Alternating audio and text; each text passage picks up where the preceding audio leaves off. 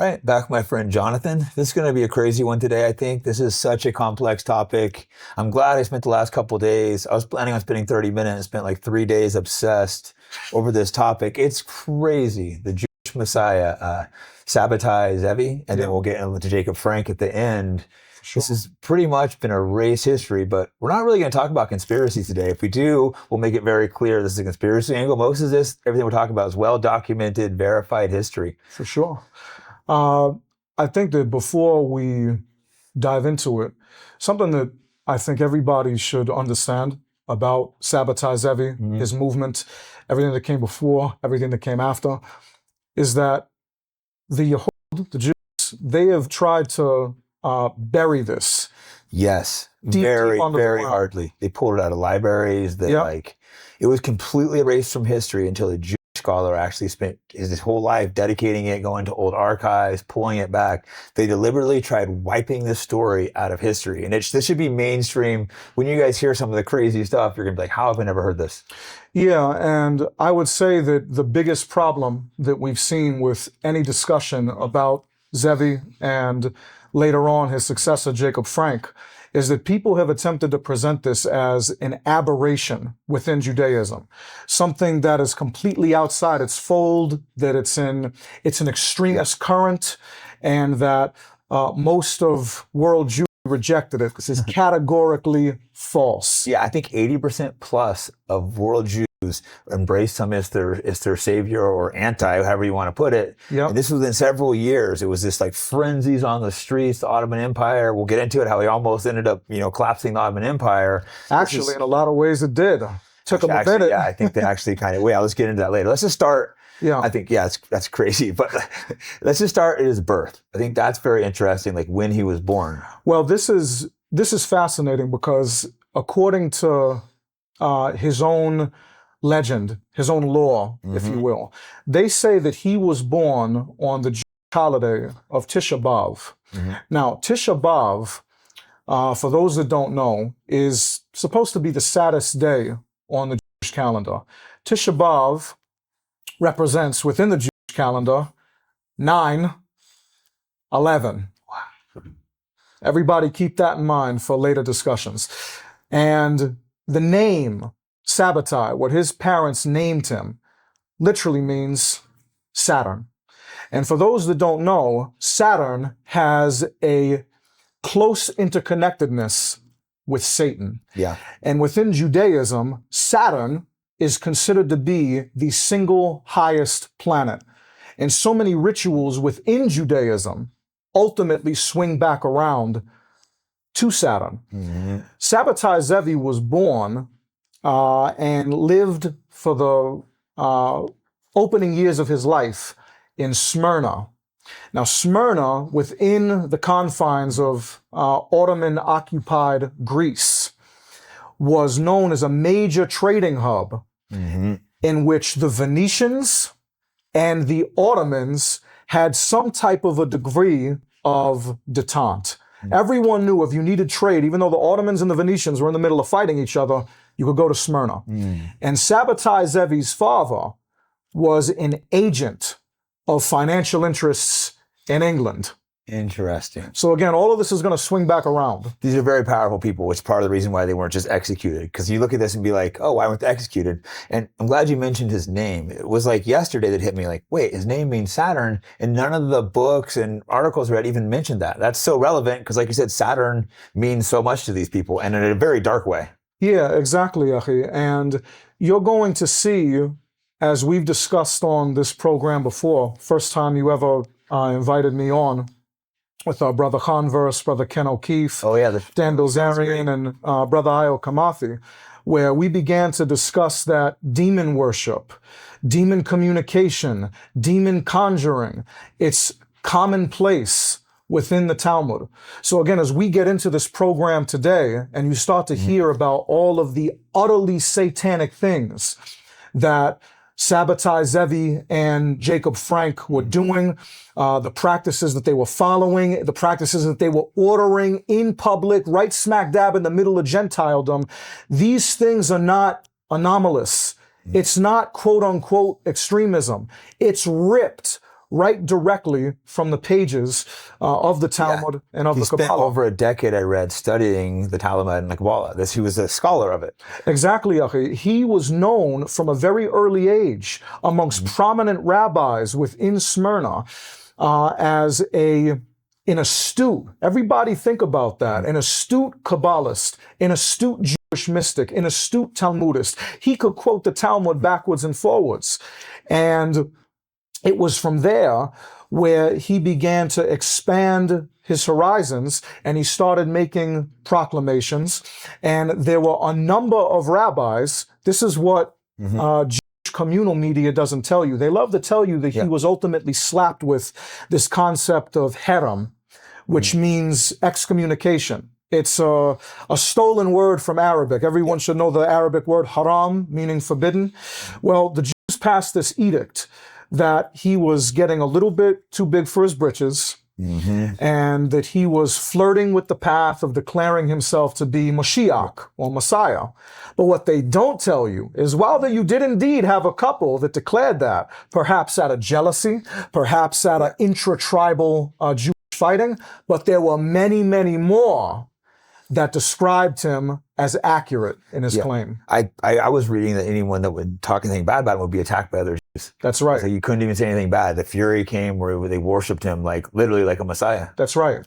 And he was amassing followers from the very, very beginning.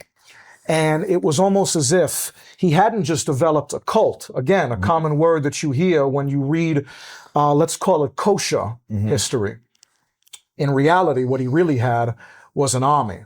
And when this herem, it's called a takana, or a Jewish religious edict. And it wasn't just one, there were takanot. Many Jewish religious edicts passed against him. He decided to take his show on the road, because he wasn't just reading the Kabbalah as the Kabbalah. He was reading a real specific strain of it, called Lorianic Kabbalah. This comes directly from the Jewish Kabbalist by the name of Isaac Luria. Now, Isaac Luria is known as the world's most prominent Kabbalist. Really? Yes, they say that he comes when he comes inside occupied Palestine, which I'll extrapolate on in just a second. He had completely revamped the concept of it.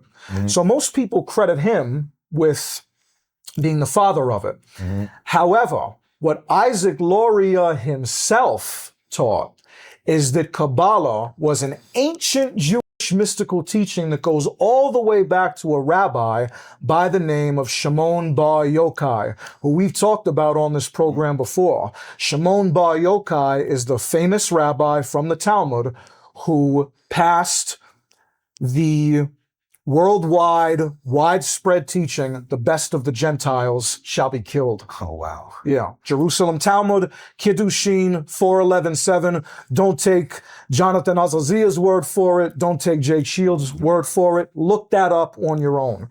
Yep. Okay. So they say it came from him. So notice that these mystical teachings, in Shimon bar Yochai, he was known for routinely consorting with demons, making deals with demons.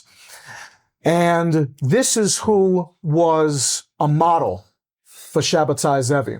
So when he goes to Palestine, he goes to a place where it had become basically the global capital of Kabbalah. Again, it's so little known. Everyone thinks that the Jews they'd hear about Zionism and Hertz and Theodore Herzl. We talked about this last time, how it goes way before that. Absolutely. People think that it began with Herzl writing Der Judenstaat or the World Zionist Congress in 1897, or even a few waves of settlers before that, financed by the likes of the Rothschilds and the Arisons and a handful of other major financiers. It's incorrect. The Yehud, or the Jews, started coming back, and everybody, just for the record, it just rolls off my tongue. Yehud is Jews in Arabic, so everybody keep that in mind.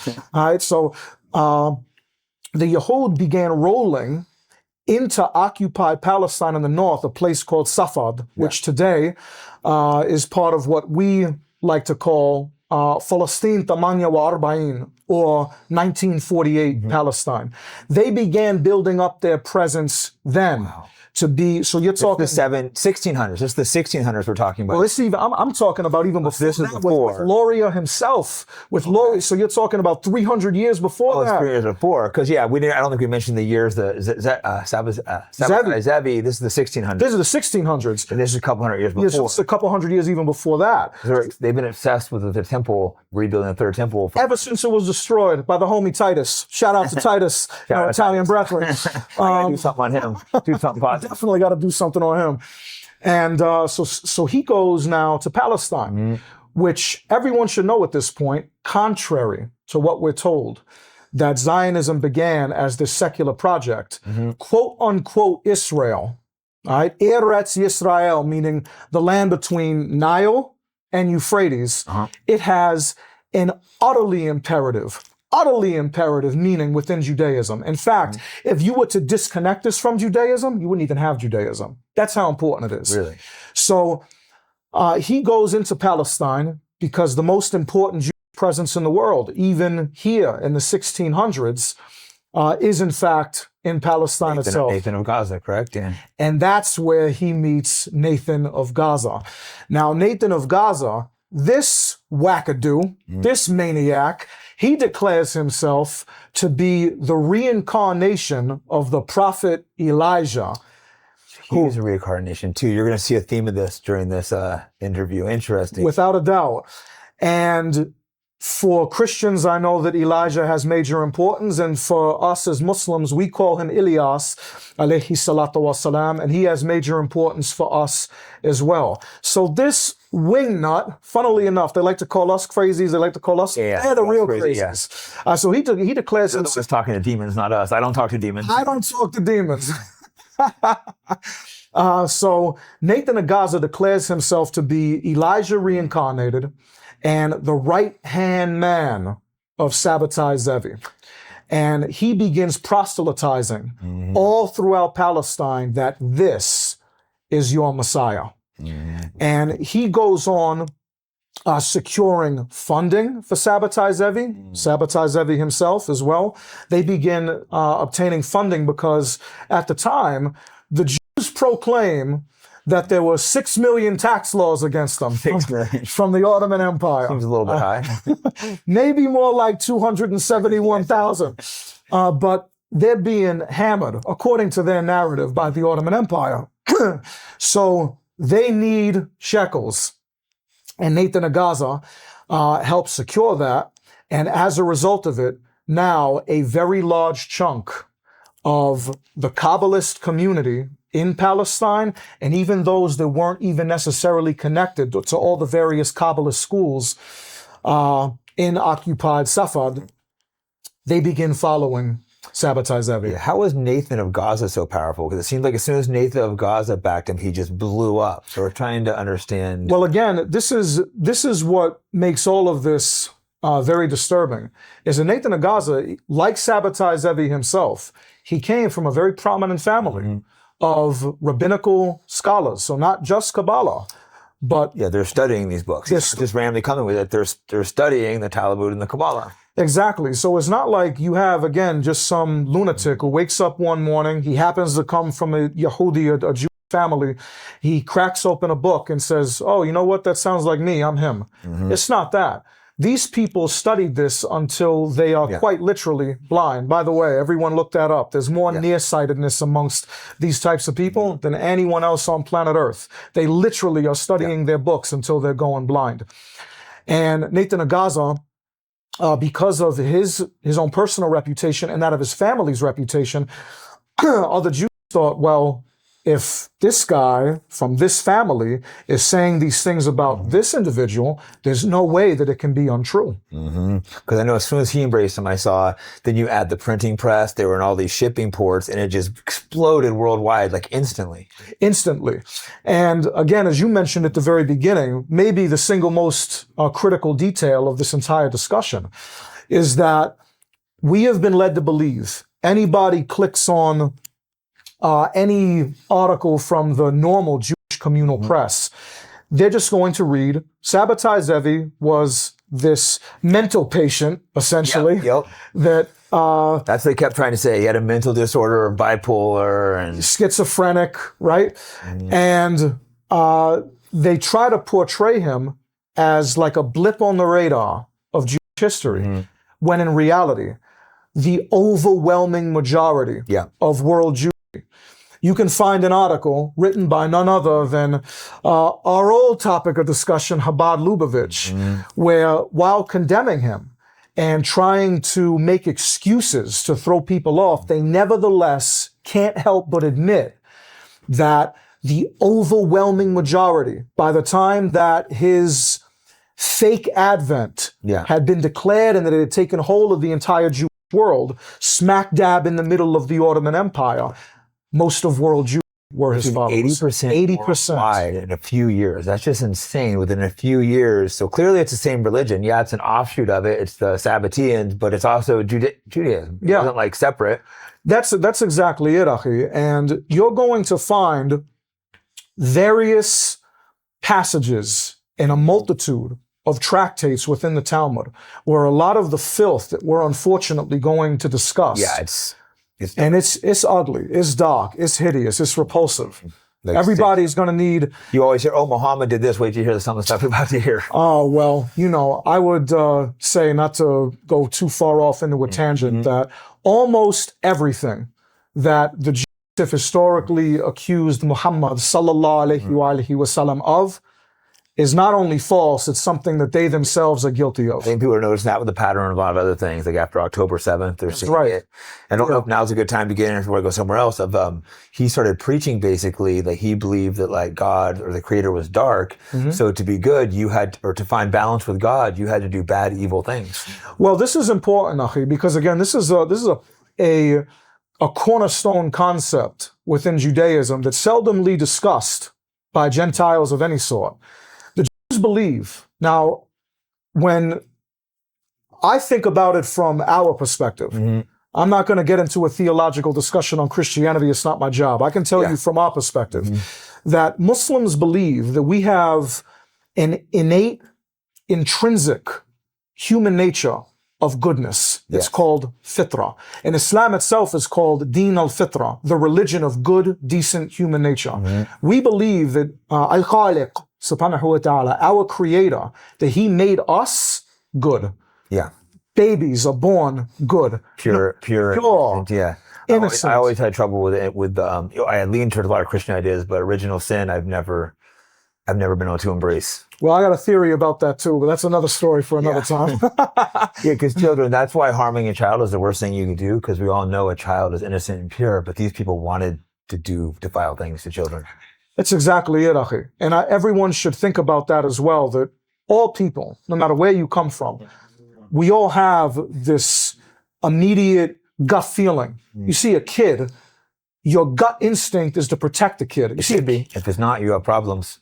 You're sick if it's not. You're sick if you're not. I saw a video this morning of a J guy pulling a little kid trying to rape her. Luckily, her little brother came in and fought the guy and saved this little girl. She was like 5 years old. The boy was like 6, fighting the J. Like, it just made me sick. But that's off subject. Sorry, but getting into this kind of stuff. When we're getting to like, he was encouraging people to do stuff with children in the open. Yeah, well, exactly. So again, from the Islamic perspective, and I would think that most people, regardless of belief, regardless of race or creed or anything else, you believe that human beings are created good. Yes. The Jews don't believe that, folks. The Jews don't believe that. The Jews believe in the concept of Yetzer Hara, which is a Hebrew/Aramaic idea that the bad inclinations of man, that's the first inclination of man. Yeah. So think about that God made us, in our first inclination as divine creations, is to do evil, is to do bad. That's the only way to find your connection with God, your divine spark, was to do bad. Exactly. He literally taught this. Yeah, literally. And I would say that it was a derivative. And again, this is why this is going to be something that, unlike what a lot of other folks have done, right? Including Sister Candace Owens. I like Candace, but I think she got a lot of crap for it was the frankest, which we're going to get into, of trying to say it's the frankest, not the Jews. you know, and I get it, you know, Candace, she was well-meaning, I think. I think she taught too much. I think she caught too much hell because it is such a complex subject. That's why I wanted to research it before doing it. Well, she tried saying it's not the Jews, but they are Jews. Well, yeah, exactly. And I think that she set people off on a path that they probably never heard about before. Mm-hmm. But exactly. Yeah, but where our sister made a grave error is that these things are something that are anathema to Judaism, something alien to Judaism, when in fact, they're quite literally a manifestation of Judaism. He spent his entire life studying Judaism. That's what he was, a scholar. He was embraced by Nathan of Gaza, who was like the top scholar. Yeah. So he was a major rabbinical talent according to Jews themselves. And according to the Babylonian Talmud, Sanhedrin 98A11, everybody look it up. There is a demented teaching that the Jews follow that says whether the Jews are entirely good or whether the Jews are entirely bad, their Mashiach, their warlord, tyrant, false Messiah, he's going to come anyway. Mm-hmm. So again, I think about our Christian brothers and I think about us, be it the Sunni or the Shia perspective. Muslims and Christians are always striving to be pious, always striving to do good works, to uplift the oppressed, take care of your family, put as much good in the world as you possibly can. Meanwhile, these people, these demons are out here teaching that, whether you're good or whether you're evil, it doesn't matter because you're a Jew. Because you're chosen. And he was actually encouraging them to be evil. And this is 80% plus of the world's Jews followed him and considered him their savior. So we then go to what you mentioned a little earlier, which is so critical, of the concept of reincarnation. Again, the average person. And this is what infuriates me so much because you know that we have a concept in Islam called Tawheed. And Tawheed literally would translate into English as the unity of God or the oneness of God. So it's just God. He's the only creator. There's nobody else, right? And the Yahud are also depicted fallaciously as monotheists. They're not. In fact, they believe in a concept called Gilgul. Everybody look this up, Gilgul. And it's the Judaic idea of reincarnation in which in every generation, Jews are going to be reincarnated as Jews to rule over Goyim. Yeah. I mean, West, we're going to get to later. Jacob Frank literally says he's the reincarnation of Sabbatai Zevi. And then his daughter says that she's the reincarnation of, and it goes on and on. So these ideas, which have been completely kept out of the public eye, and this is exactly why, Achi. It says directly in the Talmud that any Gentile, so everybody think about that too. You want to know what your enemy, what the enemy of man, what the enemy of humanity, what the enemy of Allah actually believes? They believe that if you study their book, you ought to be decapitated. This is in the book, correct? This is directly in the Talmud. So if you're a Christian, Christians are out here proselytizing all the time. Pick up the New Testament, learn about Jesus Christ. I've had many Muslims give me the Quran and like, read the Quran. They're trying to encourage me. Exactly. I've never had a Jew tell me to read the Talmud. That's what I mean. And now something else that I think is important going forward is that when the Jews say Torah, all right, this is one of the most disputed concepts within Judaism when they're talking to us. Right? When they're talking to Gentiles, they try to gaslight outright. They try to gaslight. And this is another Judaic concept, which is actually very applicable to Sabbatai Zevi. It's called pilpul. And pilpul is basically the idea about arguing for the sake of arguing, for the sake of arguing, for the sake of the argument. And they took this and they superimpose it on TV. Who owns the media, ladies and gentlemen?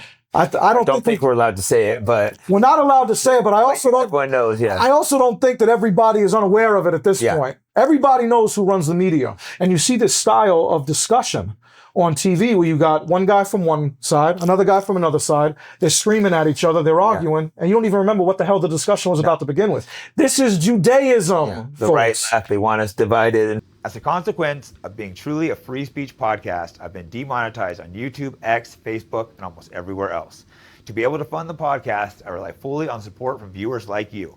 You can support the podcast by going to fightbackpodcast.com, where you can buy merch or sign up to become a member, which will have early access and extra content. I'm definitely not going anywhere, and I really appreciate all of your guys' support. Something, I don't want too off subject, but like, the good Jay, I've been a little disappointed recently with, Dave Smith, who I thought was a friend.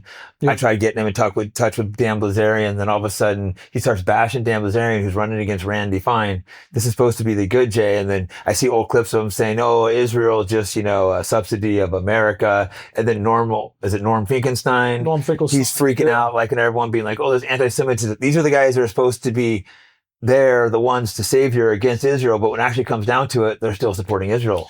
In one way or another, they are. And you know what? I gotta watch my words, but we'll have an unedited version on Rumble. Oh, perfect. Well, unfortunately, to not lose my channel, we have to be careful. I hate self-censoring, but otherwise, you have no platform. Well, you know what? Let me put it to you this way. Then I think at this point, after what happened in Gaza and what we see going on now in Lebanon, it's massacres on a daily basis.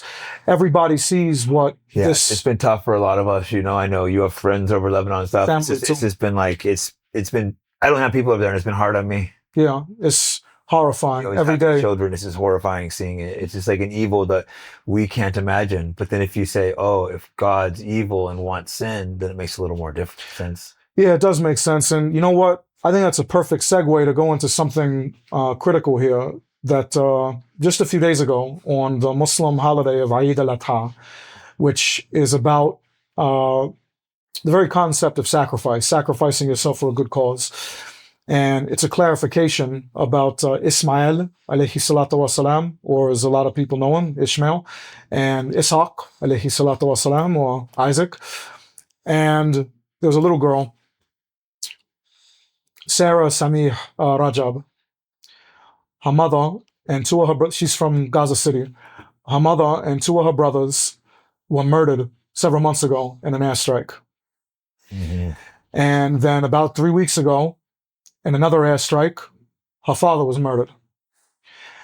And she was left a yatimi, an orphan, badly wounded.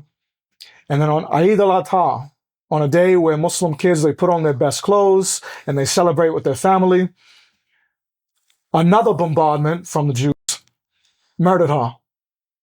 9 years old.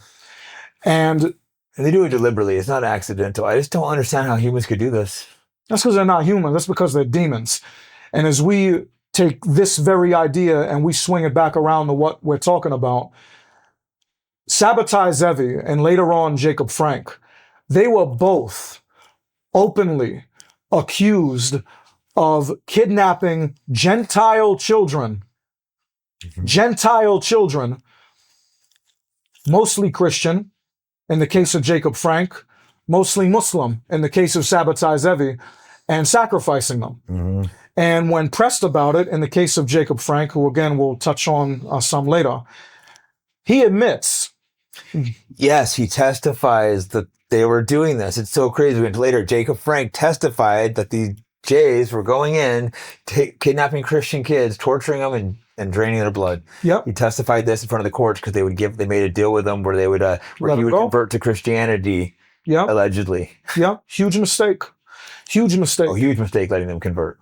But the case in point is that blood sacrifice, whether you want to call it Moloch, whether you want to call it Baal, or whether you want to call it Rimfan, mm-hmm. In the Talmud, there's repeated reference to the king of the demons called Ashmedai. And Sabbatai Zevi was known to commonly communicate with Ashmedai. Oh, wow. See, I haven't even it's hard. Like reading it, like you said, it's all sanitized. And I spent a lot of time reading it, but stuff's so sanitized. I didn't even find any things saying that. Why? Because it's known that the Messiah, the Mashiach, according to the Jews, is going to come from a Davidic, or David, from the bloodline of David, from a Davidic bloodline. And from David, of course, came Solomon, or as we call him in the Quran, Suleiman, alayhi salatu wasalam. And the Jews they completely, and I mean completely, desecrate the concept of Suleiman in their Talmud, depicting him as someone who's constantly following the lead of demons, and he's constantly calling on the king of the demons, Ashmedai, to help him through his various struggles as king. So Sabbatai Zevi, as the avatar of the Davidic bloodline for the Jews, he also routinely communicated with Ashmedai. And it makes you wonder, what exactly were they doing with these children? That's what you would wonder, right? Out of nowhere. Yeah. But you don't have to wonder, folks. You don't have to wonder, because it's not an anti-Semitic trope. It's not an anti-Semitic canard.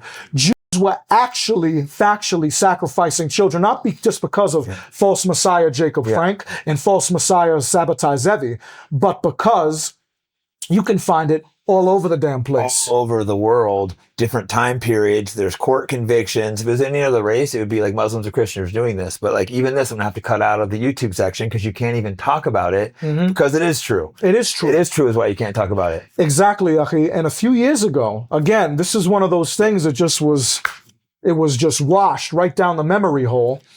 Ariel Toaf. Everybody write this joint down.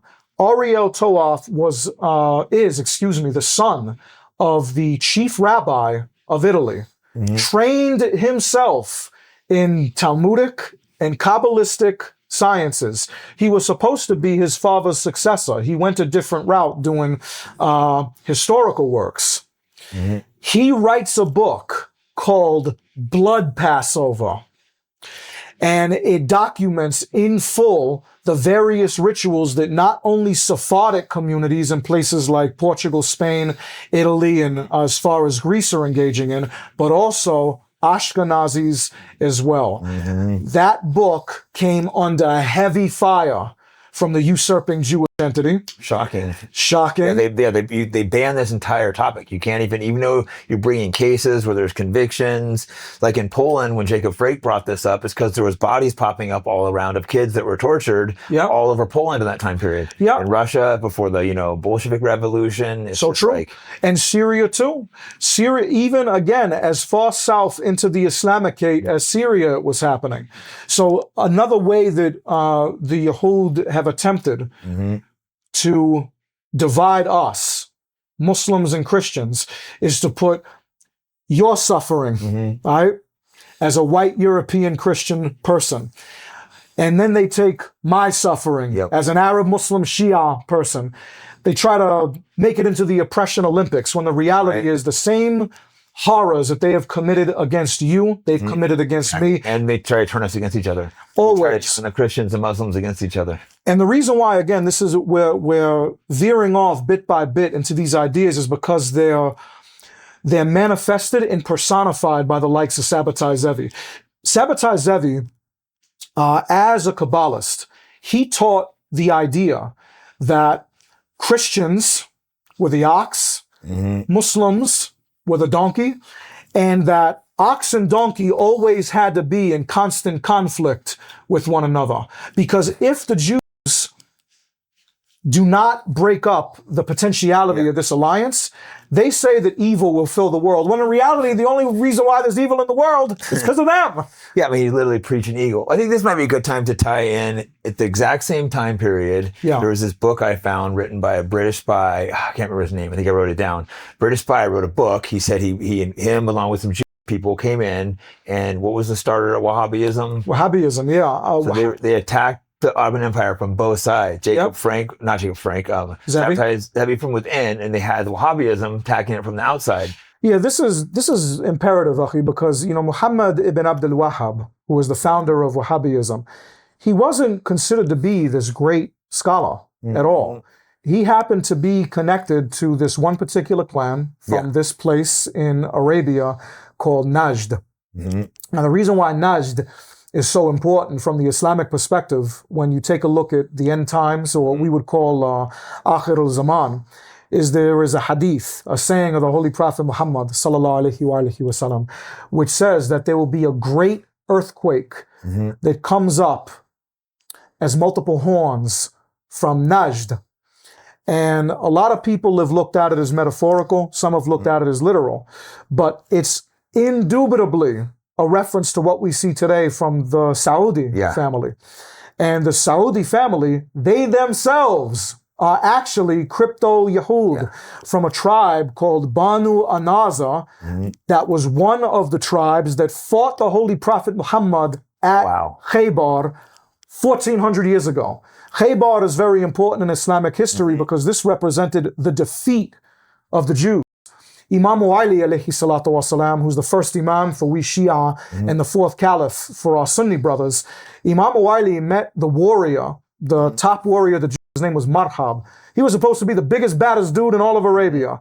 He met Imam Ali in the battlefield, and Imam Ali, with Zulfiqar, his two-pronged blade, he cleaved Marhab in half in one blow, and the Jews ultimately crumbled after that. And it allowed the Muslims to conquer Khaybar, their fortress of Qamus, and it cemented the solidification of Islam as the number one power in Arabia.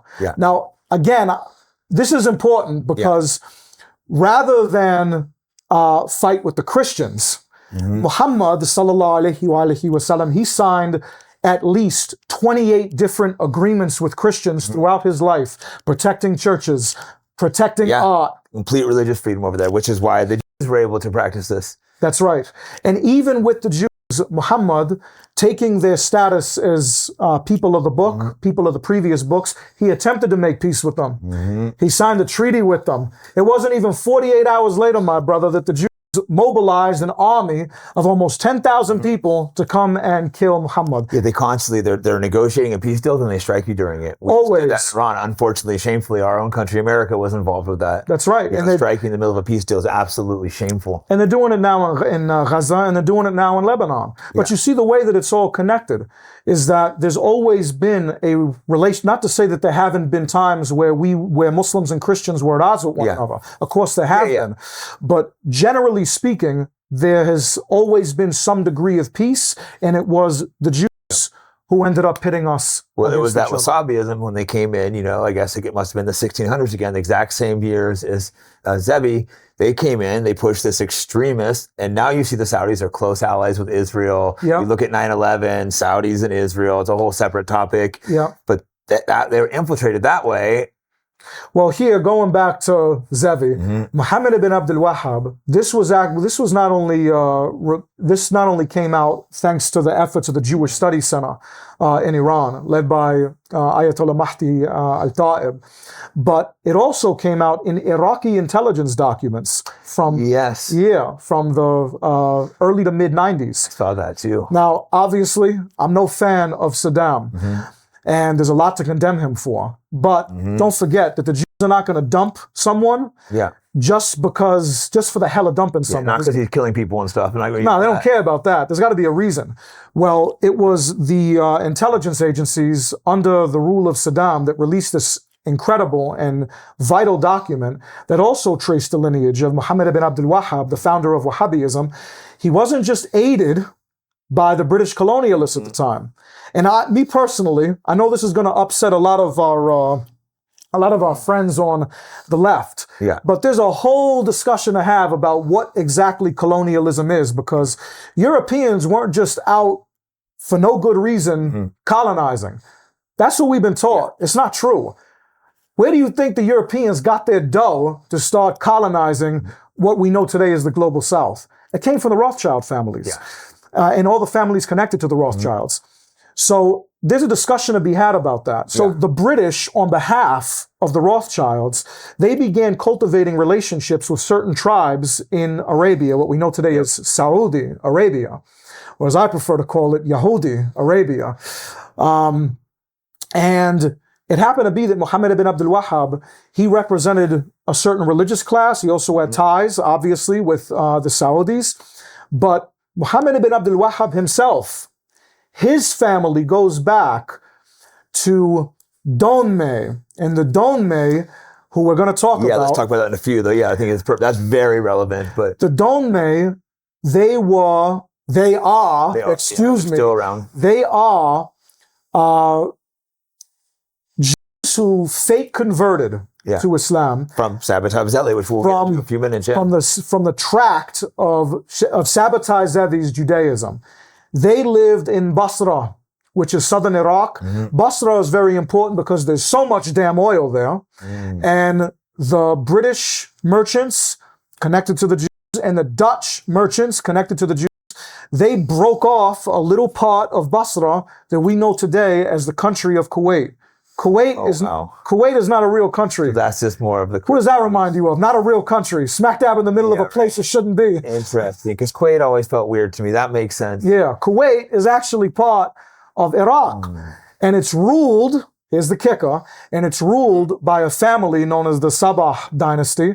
And they too are from Najd. Same place as Saudi, same place as the Emiratis, same place as the tyrants that rule over Qatar. It's important too to add this Wahhabism. That's all the bad you see from Muslims, the ISIS, the extreme. That's all Wahhabism. So that was allegedly created from these British spies are claiming it was created by these rich, like Rothschild type Jews.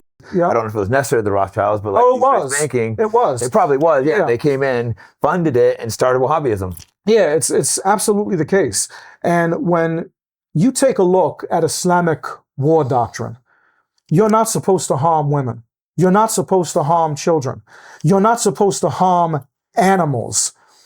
How many pet owners do you have listening to your show, whether you own dogs or cats? You love your animals? Does it make your skin crawl when you see what the Jews have done in Gaza and Lebanon, torturing animals? Torturing people. And torturing people, of course. Too, which it makes sense when you start seeing, inverted morals. What we see as bad, they see as good. Exactly.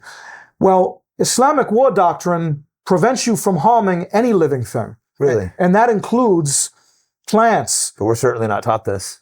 Definitely not. So even trees, shrubbery, you're not supposed to uproot it. It's forbidden. And yet, when you take a look at the way ISIS, Daesh, rampaged through Iraq, rampaged through Syria, carried out various bombings in Lebanon and elsewhere throughout the world, Nigeria, particularly among populations of Christians and Sunni Muslims, you notice that this doesn't jive. So we're told that Daesh, they represent Islamic extremism, but they're not really acting so Islamically. And they're being supplied by Israel and America, the CIA. Exactly. Once I saw that, and then this is stuff people can look up. You're like, wait a second. And Israel's treating them in hospitals. Yep. Well, yeah. Did you ever see the link where we're told that ISIS attacked Israel one time? No, you never saw this? Wait for this. So ISIS is carrying out an operation against Hezbollah and the Iraqi... Israel's enemies. Yeah. Israel's enemies. They're carrying out these operations against Hezbollah, the Iraqi Islamic resistance. There were some revolutionary guards from Iran in this particular area. And then one of their mortars was errant, and it hit an Israeli position. The moment it happened, ISIS apologizes to Israel. So when they say there was one attack, that's the attack. I've seen it. You try and be like, no, they attacked him once. Oh my God. Look it up. This will shock everyone. So ISIS... I believe it, because I've already looked enough into this stuff. ISIS literally apologized to Israel. So ISIS is out here slaughtering Shia. They're slaughtering Sunnis. In fact, again, when people discuss ISIS as a quote-unquote Sunni extremist movement, I have a major problem with that, because most of the people that ISIS killed were, in fact, Sunni. Well, I've been critical of the Sunnis, but it's the leaders. I think some of these Sunni leaders are like crypto, like you said, like the Saudis, the Emirates, and they're close friends with Jeffrey Epstein. I don't know if you know. He's hanging out with them. That's literally in the Epstein files. You can look this up. He's hanging out with them. Kuwaiti princes, Emirati princes, Mohammed bin Salman, the de facto ruler of Saudi Arabia, literally. Yeah. So if it shows it, you can track it back to the 1600s where they planted this in there. The exact same time as Sabbatai Zevi. Like they're trying to take out the Ottoman Empire, and did kind of work eventually. It unfortunately it did, and we'll get to that, because that's pretty much the crescendo of this entire current that we're talking about. So again, what people have come to know as Islamic extremism, what's a much more appropriate term for it is crypto-Judaism. Crypto-Judaism. I think you're right. I mean, you almost certainly are. The more I've looked into this, there was even a case where they arrested one of the guys that recruited. He was a Mossad agent. It's just over and over. See the Mossad ties, but Well, you know, I wrote a piece many years ago on an old website of mine that's still active. You're very hard to find, by the way. We can get into that. It's like you start tracing you down anywhere. You're banned from almost everything. Yeah, just about. But my old site, Muqawama Music, I wrote a piece called the Takfiri Goy Galam. And it was about the Israeli and Judaic origins of ISIS. And takfiri is a word that we use as someone who places takfir, or unbelief, disbelief. And the takfiriyin, they describe everyone as kuffar, not only unbelievers, but disbelievers. Now, that's not a concept that's present in Islam. When you see the word kuffar, it's always in a real specific context within the Quran. These people passed a blanket declaration that they, ISIS, they're the real Muslims, and everyone else are kuffar. That sounds like Jews and Goyim, doesn't it? They've tried passing that to our media to get people to believe, oh, these are the real Muslims. And I've traveled to these Islamic countries and stuff. People be like, oh, they hate you. Like, no, they don't. Nah. I probably won't go, but I have people trying to get me to go to Iran right now. It's probably not safe enough, but it's like, you know, Ken O'Keefe's over there. Yeah, I was just going to say, I heard from Brother Ken O'Keefe today. Shout out He to just called me right before this. It was like, word? Yeah. He's over there, so brave. He's out there, you know, he's going to the school where he bombed the girls. So the people are treating him great. Like, people go, oh, they hate you. People try to tell me, it's like, no, they don't. I've been to these countries. I mean, I know several brothers who reverted to Islam, and I'm talking about they're white as snow. I'm talking about they're so white they're damn near translucent. No, it's not a color thing. That's what, not. You know, Malcolm X realized that before they killed him. He said that's when he stopped becoming racist and realized, oh, it's a class thing and this, and then he without question. And these cats, when they went over to Iraq for various religious ceremonies to commemorate the martyrdom of Imam Hussein alayhi salatu wasalam, who, by the way, the rebellion that ultimately led to his martyrdom. So often, unfortunately, Shia Muslims, they focus on Yazid. May Allah curse him. Now, here's something I found extremely interesting. I was looking through, I found a book. It's by Mr. Hemper. He claimed to be a British spy who, in that time, he was either Jew or worked with Jews. He openly said this, to go in and create Wahhabism, which is Wahhabism is the dark Islamic forces, like the ISIS. When you think bad things about Muslims, it's all this Wahhabism. And this is the exact same years the Zevi was, so basically they're being attacked from two angles. This is the Ottoman Empire they're trying to take down. So they had Zevi attacked from the inside, and they came in and created this Wahhabism. Yeah, absolutely, Akhi. Most people, they think that Wahhabism began in the 1800s when the Saudi family and then this clerical dynasty, Muhammad ibn Abdul Wahhab, that it began with their union. And then they began this reign of terror all across Arabia. In reality, the groundwork began to be laid about 150 years and change earlier with the descendants of Muhammad ibn Abdul Wahhab. A lot of people don't know this part of history. And it wasn't only revealed in this alleged conspiracy theory work by Mr. Hemper, but it came from Iraqi intelligence and documents as well that were released during the time of Saddam. I think that was right before the war, right? Exactly right. Right around, we went to war with them. Yeah, so you had the Gulf War, 1990, 1991, and then Saddam had made a deal with the first administration of, Bush's father, Bush 1. Yeah. And it seemed that America and Iraq were getting along semi-fine. Iraq was handing over oil. America was getting it at a good price. The Iraqi people were being raked over the coals, as it always is, but they were okay. But Saddam began to have internal conflicts with the very powers that have been backing him for years, which are all these monarchs in the Gulf. And his intelligence agencies, they released a set of documents that revealed that the Saudis could trace their lineage back to the Donmeh. And the Donmeh are the followers of Sabbatai Zevi that fake converted to Islam, which we're going to get more into. This is well documented. This isn't conspiracy. This is well documented history. We're going to get into this in a few minutes. Exactly. There's a book that everyone can read by Mark David Baer, Yid, obviously.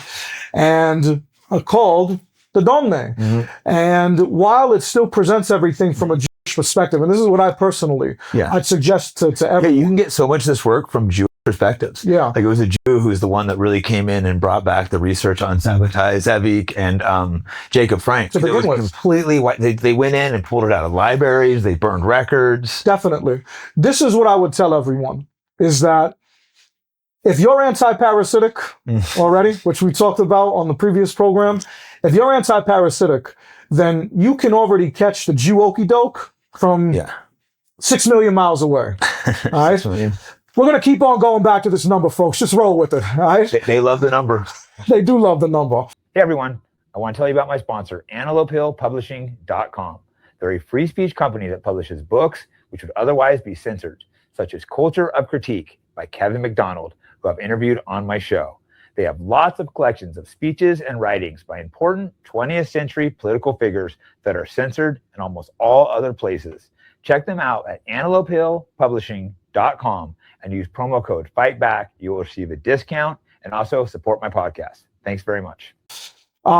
So you can read a work by a Jewish scholar who's presenting things from a nasty, propagandistic Jewish perspective, and you can still get the gems. Yeah. Take the gems out, and then you apply your own perspective to it, your own ideology to it.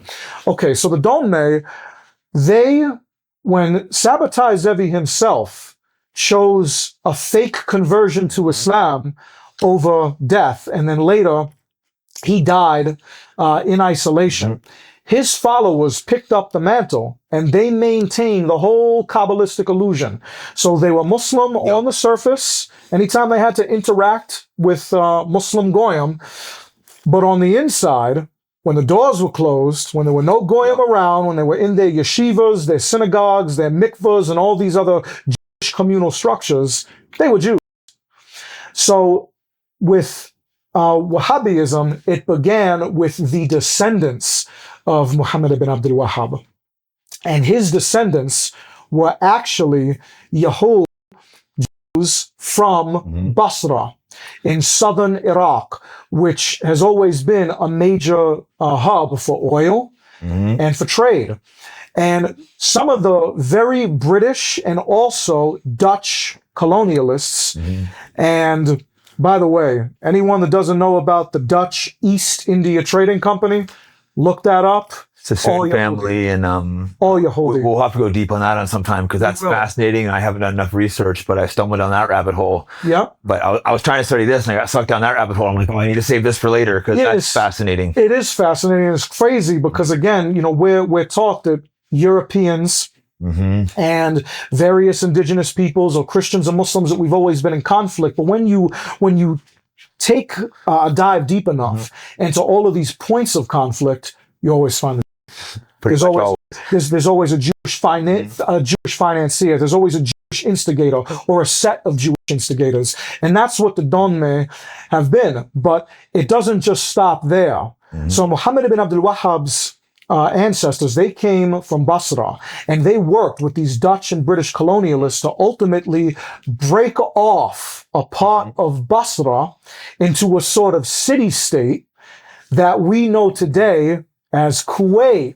Interesting. So Kuwait, ladies and gentlemen, not a real country, totally fake entity, made up, not real, ruled by people that do not come from the land. Who does this remind you of? Yeah, exactly. It's fake land, but they tell you it's Muslims when in reality it's crypto Jews. That's right. And the most of the population in Kuwait, they're descendants of Iraqi Shia, but the rulers are a dynasty called the Sabah family, and they are also from Najd, the same place that the Saudis come from, the same place that the Emiratis come from, the Qataris come from.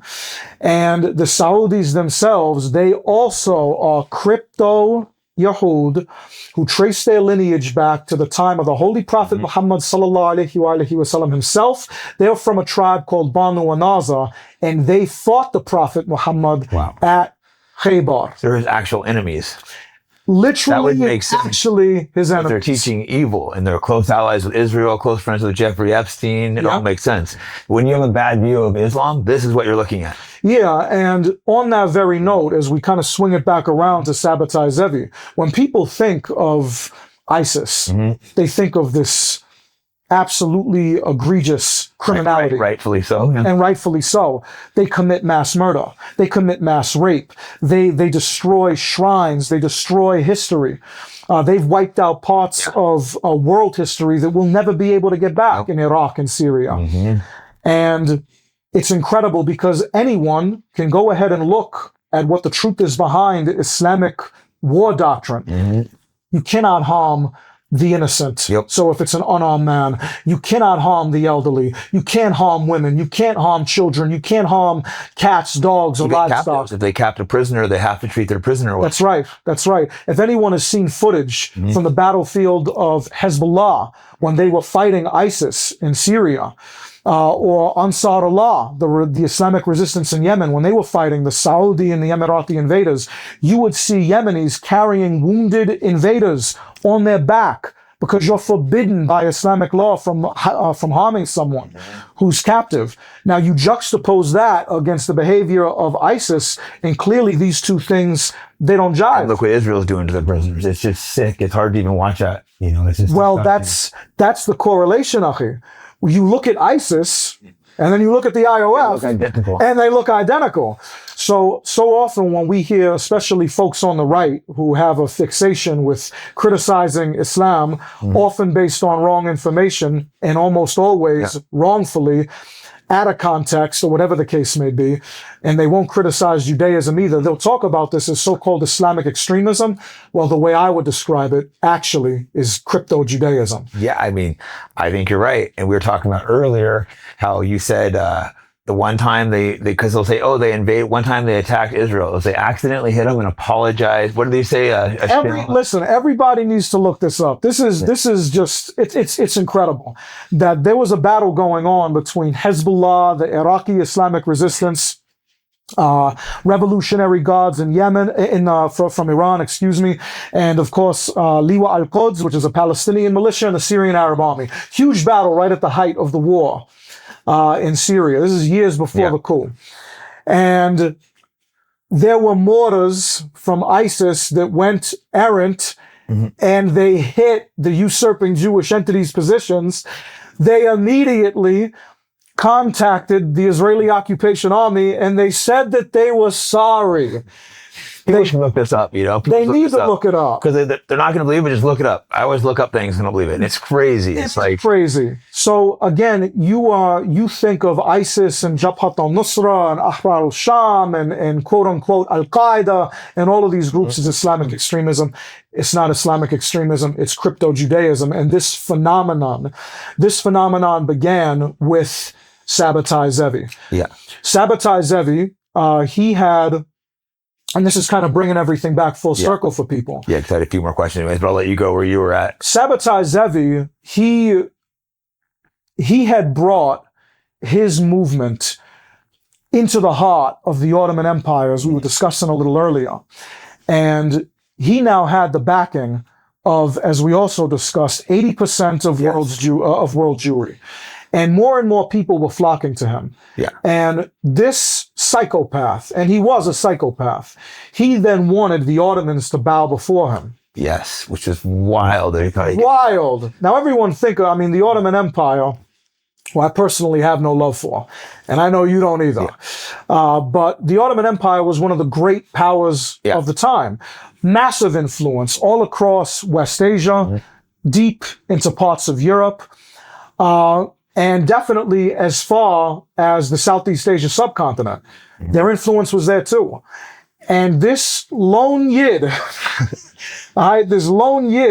but there's his massive army of followers, they are basically asking the Ottoman Sultan, who at the time was Mehmed IV, asking him to bend the knee to the Mashiach. Yeah, it was causing chaos. He had hundreds of thousands of Jews in a small little region. Yep. So it wasn't like it was a few of them, there was hundreds of thousands. Yeah. They spread the word so fast, it was millions around the world all worshiping this guy. They were tourism, they were coming there.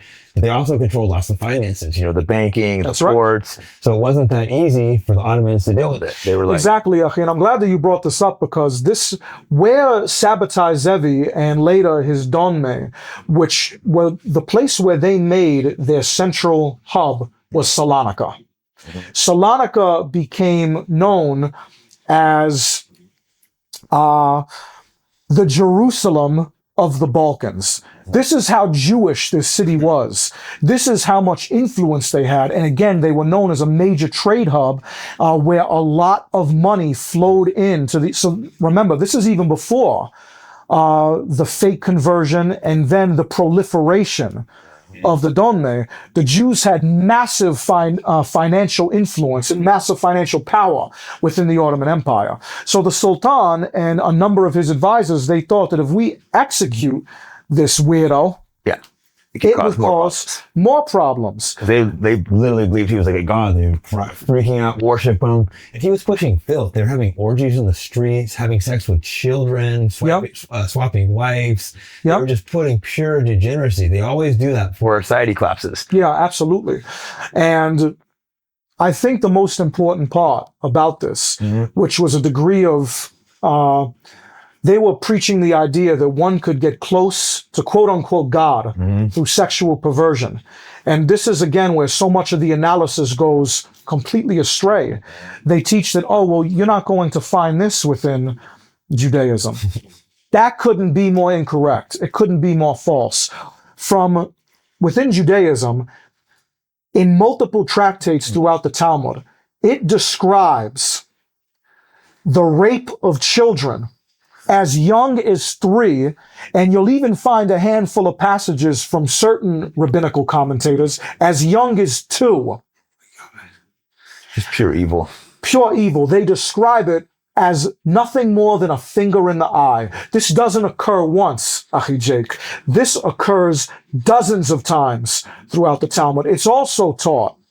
Now everyone may be wondering, because I know that what some people who are not pro-Muslim, people who are not pro-Islam, they're immediately going to bring up Muhammad, the Holy Prophet Muhammad, and his marriage to Aisha at a very young age. That's not the truth. If you go, it's not the truth at all. Anyone who's ever told you this is not only incorrect, they're extremely... I've also told it was not the truth, so I've heard both. Alhamdulillah. Well, it's not true at all. Aisha was somewhere between 19 and 22 based on the life of her sister, who was Hafsa, who was a couple years older than her. And you trace back their biographies, it's very easily... Yeah, that's a big difference. It's a big difference. Big difference. Well, what we believe from our perspective, because there's a concept within the Ahadith, the sayings of the Prophet Muhammad, called Israeliyat, or the sayings of the Israelites, that have been inserted into the Ahadith by the Yahud to Judaize Islam. They've done the same thing to Christianity, obviously, as you know. Yes, and we'll hopefully get into that before this program is out. The greatest fabricator of Ahadith in the history of Islam is a parasite by the name of Ka'ab al-Ahbar. So this idea of fake converting to Islam has existed from the very, very, very beginning of time. And this, many of these ahadith that depict the Prophet in a disgusting way, that depict Muslims in general in a disgusting way, and you read it and you're like, well, this sounds rather Judaic. That's because it is Judaic, right? So where we believe the concept came from, now as we've progressed in our own scholarship, is that if you take a look within the Talmud, it says in the Talmud that Beersheba, one of the great women within Judaic thought, Beersheba was 6 years old when she was betrothed to her prophet husband. And no one ever mentions this. They only say, they never mention this. And both Jacob Frank and Sabbatai Zevi were marrying 5-6-year-old girls. Men were having sex with their own children. That's right. That's just sick. I'm a father. That's just like sick. Completely. But he was saying that would get you closer to God. He was encouraging this. And again, you take a look at the Talmud. I don't mean to sound like a broken record, brothers and sisters, but it's the truth. It's in there, You want to find where this comes from. Yeah. Because so often, Achi, it's just, oh, well, he was a Satanist. Well, yeah, that's an applicable term. But it's Satanism that comes from Judaism. Who started the Church of Satan? I'm sure you know. Anton LaVey. Yeah. He was not Nigerian. He wasn't Bruneian. He wasn't Muslim. Yeah. And he was not a Muslim. I promise you that. He didn't come from the Lakota tribe in America. He came from a different tribe. So these ideas about having sex with children and that it'll get you closer to God, that it's something that the prophets did, this all is ripped directly from the Talmud. That's crazy. And as we go back to the very early, the very beginning of this discussion, Zevi was able to attain so much credibility because of his knowledge of Talmudica. Yeah, he spent like over a decade studying it like nonstop. That's why. Exactly. So as we come back to where he's at now, everyone, the year is 1666. 666. Say it again, 1666. All Christians, all Muslims know that when you see this number, it represents Satan. It represents They take Shaitan. it very seriously. Whether you do or not watching, I've noticed they take this very serious. The numbers, the 33, the 666. You know, even is it Black Cube? It's that Israeli security firm that harasses people. They're not all the phone numbers end with 6666. Wow, I didn't know that one. That's a I think it still does because I checked it myself when someone told me that, and it really did. Well, you know, I mean, even the name. I'm sure it doesn't surprise. Yeah, that's the Saturn. That's Saturn, and that's connected to the tefillin the Jews wear. And this is also, it's crazy that you brought this up because the other day on, that's the only place that people can find me. If you go into Telegram. It's banned everywhere. Yeah, unfortunately. Go to Telegram and you can put in revolution, exactly as it sounds, anti-parasitica, exactly as it sounds. You know who the parasites are. Exactly. And I did a piece because Smotrich, you know, the vile Israeli finance minister. Oh, yeah. He invaded the tomb of Yusuf and occupied Nablus in the West Bank. And it was right before Nakba Day, which is the year where we commemorate the ethnic cleansing of Palestine and vow to liberate it. And just before that, he's all draped up, and people have seen it. You know, they're wrapped up in this black leather. It's very masochistic. It's very, and they put on the black cube. And if you take a look into it, there are very satanic origins of it, where they even discuss the sacrifice and the consumption of human corpses, ripped directly from the Talmud. Everyone can go to Revolution Anti-Parasitica and read it. So you notice. Too much noticing happening. Way too much noticing. And you've been noticing for what, like 2 decades? Just about. I remember, I don't want to go too far off into it, but I remember. A casual podcast next, because there's so much information I still want to cover in this one. So I know. But yeah, back in the day, when we were still on MySpace, when MySpace was the place to be to spread the truth about what was happening in Palestine and Lebanon. It was right after Harb Tammuz, the July 2006 war. I was one of the first people, along with my beloved brother, Converse, Saddam, Habibi Converse. Sorry, I think I met you through him. Yeah. I had several people kept recommending, you got to talk to Jonathan. Like 3 or 4 people, I think, Ken, him, third or fourth person, like, okay, I'll call the Jonathan guy. Like, everyone keeps telling me, call Jonathan. Well, back in the day, you and I talked about this the other day when we were having tea. And we got recognized by some Palestinians. If you're in Vegas, don't go anywhere else for your coffee except Coffee Madness and Madhouse Coffee, owned by Palestinians from Gaza, the absolute most wonderful people. It just feels good when people appreciate, the work you're doing, because there's been times when I've questioned, like, is it worth it? And then guys will got Palestinians come and give me gifts randomly and stuff. Okay, it's like they appreciate it. Yeah, I think, and the reality is that we're next, where they're coming for us too. So even if you don't care about the Palestinians, you should care. Well, I mean, that's what, I mean, you could even make the argument that before Palestine was hit with the Nakba, which you know is the Arabic word for catastrophe, Germany was hit with the Nakba. The people of Russia were hit with the Nakba. It was the Bolshevik Nakba in Russia. Bolsheviks and their baby Symtias from the Frankists and the Bolsheviks, which we'll get into in a bit. Sure. It seems like it's hard to get 100% proof, but it seems like seems like the French Revolution and let's do a couple more things and tie up the Zevi. There's a couple. Oh, was he Sephardic or Ashkenazi Jew? Well, actually, what's interesting about Zevi is that he came from this. You could maybe, if you want to, you could call it a fusion of the two, but he came from this really distinct ethnic group of Yahud from various areas in Greece called the Romaeot. And they trace their lineage back to even before the destruction of the Second Temple. And his inspiration's sake, I was talking about earlier, Isaac Luria. Luria himself came from Ashkenazi and Sephardic stock. But then Salonika, where Zevi made his base, that became a hotbed for Sephardic Jewish activity. So this is another common not everyone, the Ashkenazis, but the Sephardics have done the Sephardic Jew is the. But that, I mean, even when you get into stuff like the conversion of the elite of the Khazars, right, smack dab in the middle of what we know today as Ukraine. Where do you think they learned the Judaism from? They learned it from rabbis from Iraq and Iran. That's not Ashkenazi. You wouldn't even call that Sephardic. That's Mizrahi, Jews of the East. You see? So this is not an Ashkenazi or Sephardic problem. It's a Jewish problem.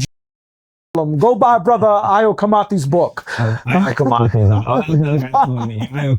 is an absolute legend. I think, unfortunately, my episodes of him were only on Rumble. They were just, they got pulled for some reason. I can't figure out why I went with Io. He does not hold back. No, he don't play at all. He does not play at all. Black nationalist, but we get along really well, so it's funny. Alhamdulillah. So Zevi, and again, when you realize that Zevi, he was a bridge. He was a bridge for every corner of Jewry. So he brought Ashkenazis, Sephardic Jews, Mizrahi Jews all together to basically offer up a challenge to the Ottoman Empire. And again, this is in 1666. What's the year's meaning? I know it has a lot of meaning. Okay, so this is his name has meaning, this has meaning, his birth has meaning. All of it. Like this messiah figure. Yeah. And they think it's coming back again, reincarnation. Yeah. And what's remarkable about this is that probably the best explanation about why 666 is so important within Judaism, it actually comes from a non-Hasidic rabbi named the Vilna Gaon, or the Gra. I did a 3-part piece on the Gra in our previous incarnation, Global Resistance News, which was globally banned at the ADL's behest back in September of last year. Isn't it crazy that a foreign agency can get you banned? It's unbelievable. The ADL represents the Jewish people. They're very clear about it. Israel, like I saw an interview with the guy the other day, he kept saying we when he was talking about Israel, the flag in Israel. I see that a lot too. Like, he makes it clear anyway. Sorry to get you off subject. No, it's all good, Achi. But I mean, this piece was done to show people that if you read the writings of the Gra, you read the writings of Rambam, aka Maimonides, you read the writings of Ramban, aka Nachmanides, and you read the writings of Rashi, who's actually very important to Sabbatai Zevi. Rashi and these other 3 rabbis, they are as committed to creating what we know today as the usurping Zionist entity as anyone. If you were to present their writings on quote-unquote Israel in the public sphere in the modern era today, and these people lived about 350, 800, 900, and 1,000 years ago, the first thing you would think of is, oh, that's Zionist. Yeah. But Zionism didn't exist 1,000 years ago. So what would you call it? So it didn't start this hunt. Everyone's Zionist. That's why I won't use Zionist or often, people use the term Zionist and it's like, no, that's not like the start of it. Me personally, I use the word Zionist interchangeably with Jew. Yeah. That's the only way I use it. Because Zionism, as we know it, is nothing more than a modern day political offshoot of what they've been teaching and preaching for 4,000 years. That's the truth. Yeah. So anyway, the Gra, the Vilna Gaon, a non-Hasidic rabbi, and we'll briefly touch on that, he described the number 666 as holy, within Judaism, and that it is the perfect representation of the Messianic era. Again, you can find this on Global Resistance News and Revolution Anti-Parasitica. All the links, all the sources directly from the Jews themselves. As you noted in the beginning, this is no conspiracy theory. Well, they say I get a lot of my best research from them. Even I was doing something on Operation Casted Bread, where they poison Israeli wells. Oh, of course. I was getting that from Jewish sources. Yeah. It's another horror. Another horror that we're told is a blood libel. Yeah, but there's records of it. We'll get into this. Maybe we do something on this later, how they went in and poisoned the wells in Palestine and Egypt. Just disgusting what they've been accused of doing forever. And remember, they've been accused of doing that in Europe too. So you see how it all swings back around for all of us. Yeah. Gentiles are united in the way that we've been oppressed, targeted, massacred, poisoned, and cursed by the over and over. So 666, according to the Vilna Gaon, a non-Hasidic rabbi, it has holy meaning. And Sabbatai Zevi made it a point to make this proclamation in 1666. Yeah, it wasn't random. It was not random at all. And this again brought him into conflict. Yeah, I think there was utter chaos, right? Completely. Or sex on the streets. They did tax revolt, I think. Oh, yeah. Paying taxes. They were just causing, that's what Ottomans like, what do we do? It was such chaos before they were leaving them alone. And this is hundreds of thousands of them. They have their own armies, their money, their financing. And on that note, who do you think the majority of the tax collectors were? Jays.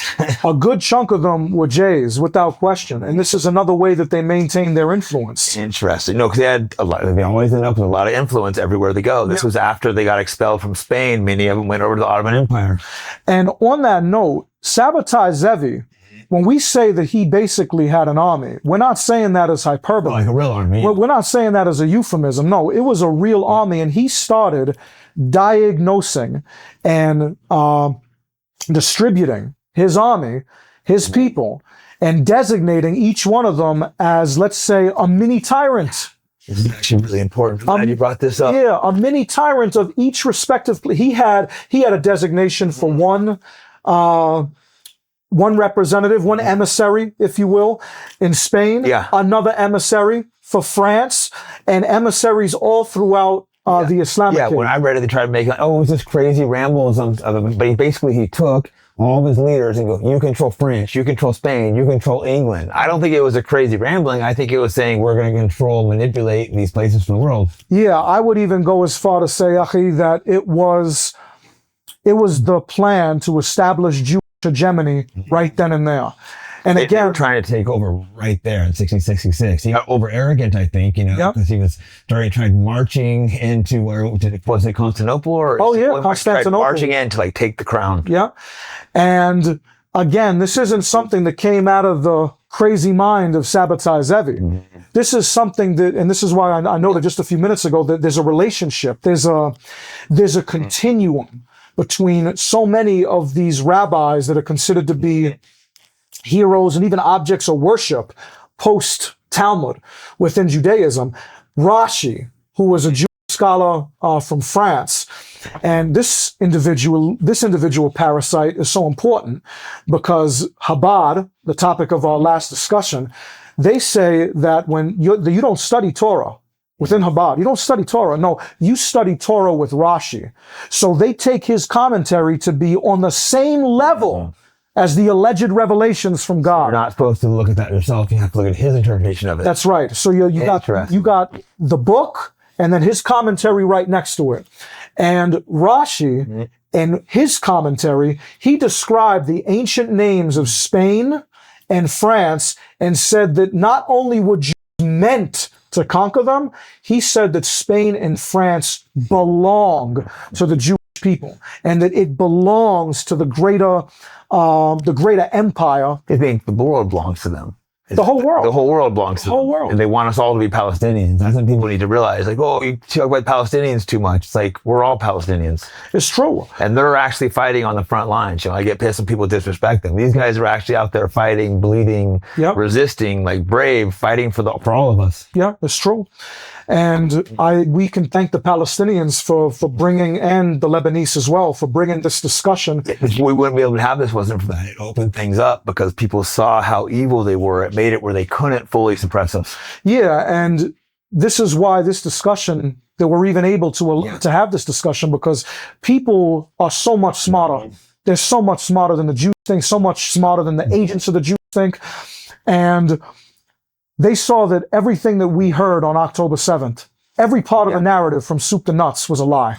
And then people just, they put 2 and 2 together, or 1 and 1 together. 1 + 1 = 2, which is Jew, right? Yeah, people are just waking up and quick. If you have friends I haven't seen them in a month, when they come up and they just start knowing so much stuff, I'm like, whoa. That's beautiful. Once you see it, you're just like, I think it's happened to a lot of us, probably when you first started seeing it. You're like, are you going crazy? You start researching more and more, and you're like, no, I'm not going crazy. No, you're not going crazy at all. And let's wrap up the Zevi and get into Jacob Frank real quick. All right. One more note on Zevi. No, there's a lot more we could cover. Well, that's true too, but just to kind of wrap everything up. So he designates certain personalities within his camp to go to Spain and then go to France as well, and a number of other places.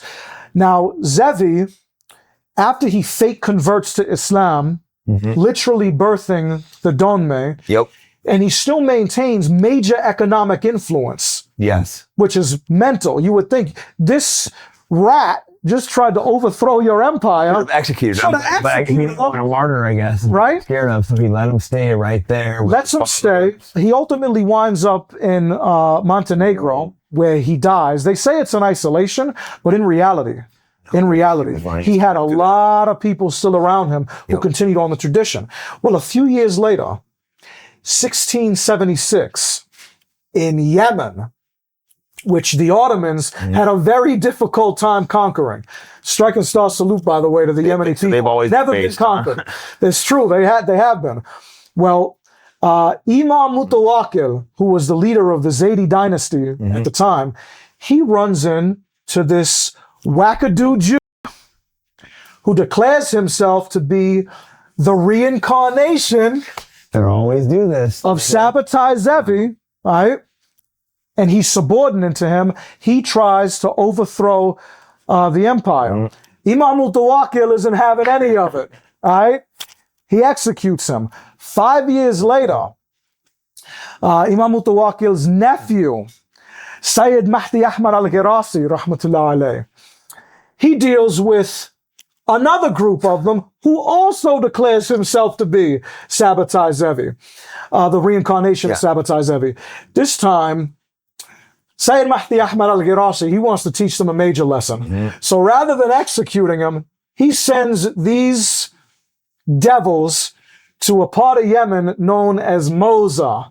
And Moza is like the harshest, most barren, most difficult terrain in the entire country, and he makes them wander there as punishment.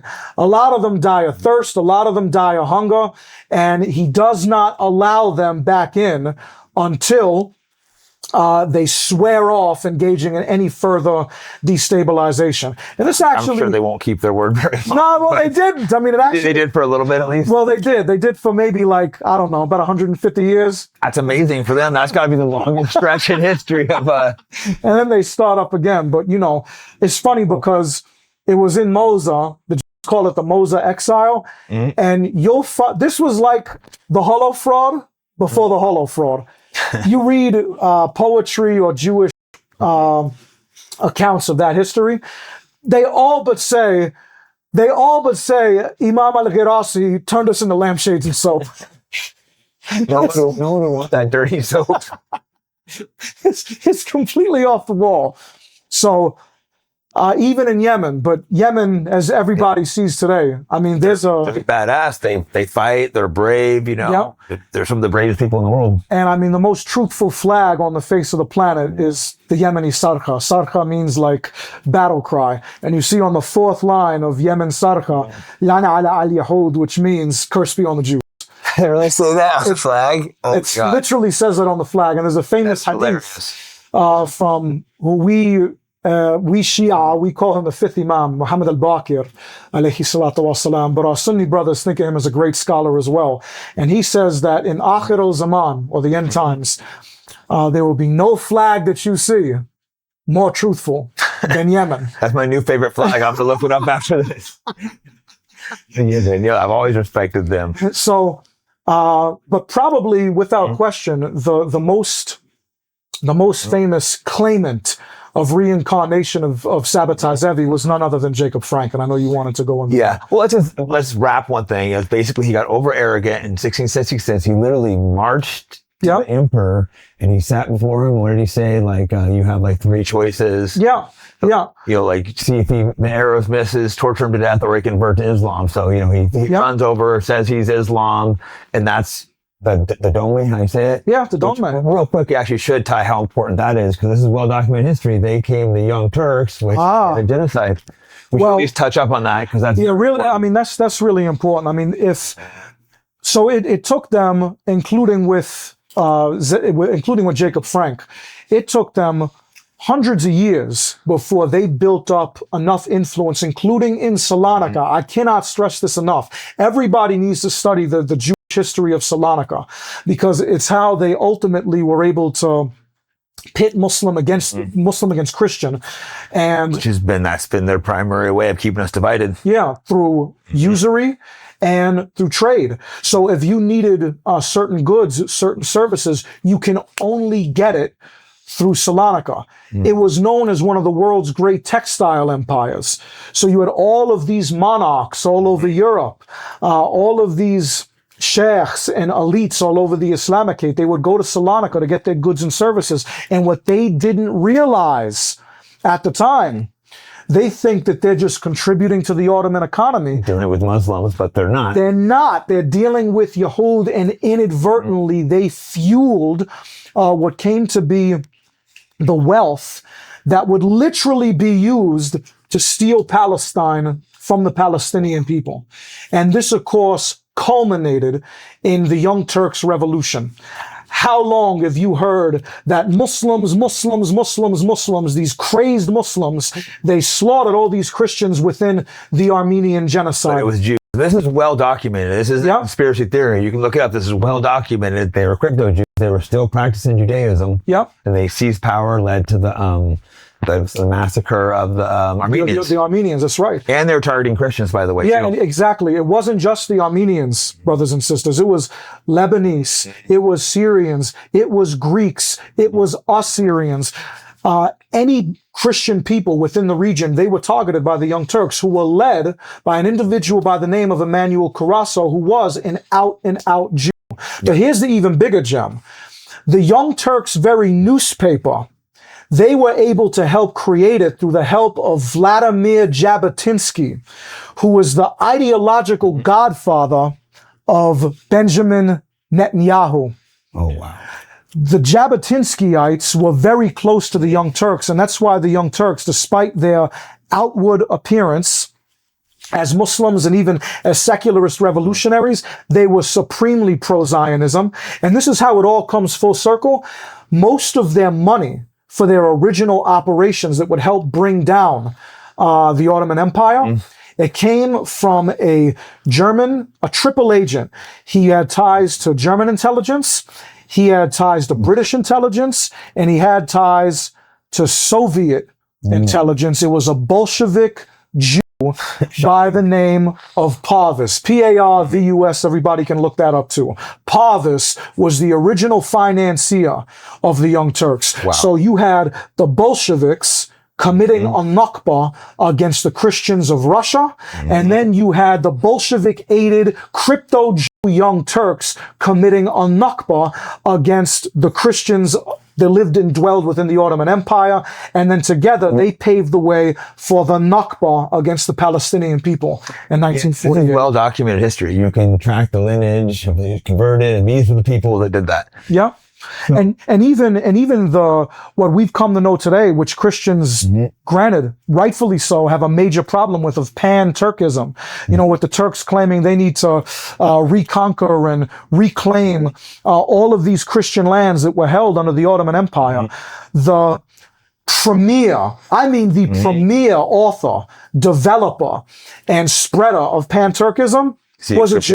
Yeah, they still believe there's a good amount of these crypto Jews in Turkey today. Oh, they're still there. I mean, there's even allegations that President Erdogan, who has obviously been key to the Jewish schemes against Syria. Over to Syria, yeah. I was thinking that. That doesn't happen without Erdogan's help. MIT, the Turkish intelligence, they were Mossad's number 2 in the persecution, the persecution of the conspiracy against Syria. This is a big topic in Turkey. They're always debating, he's one of the crypto Jews. They still talk about this. They say that he is a Jew of Georgian extraction. So when you see, they're called mountain Jews.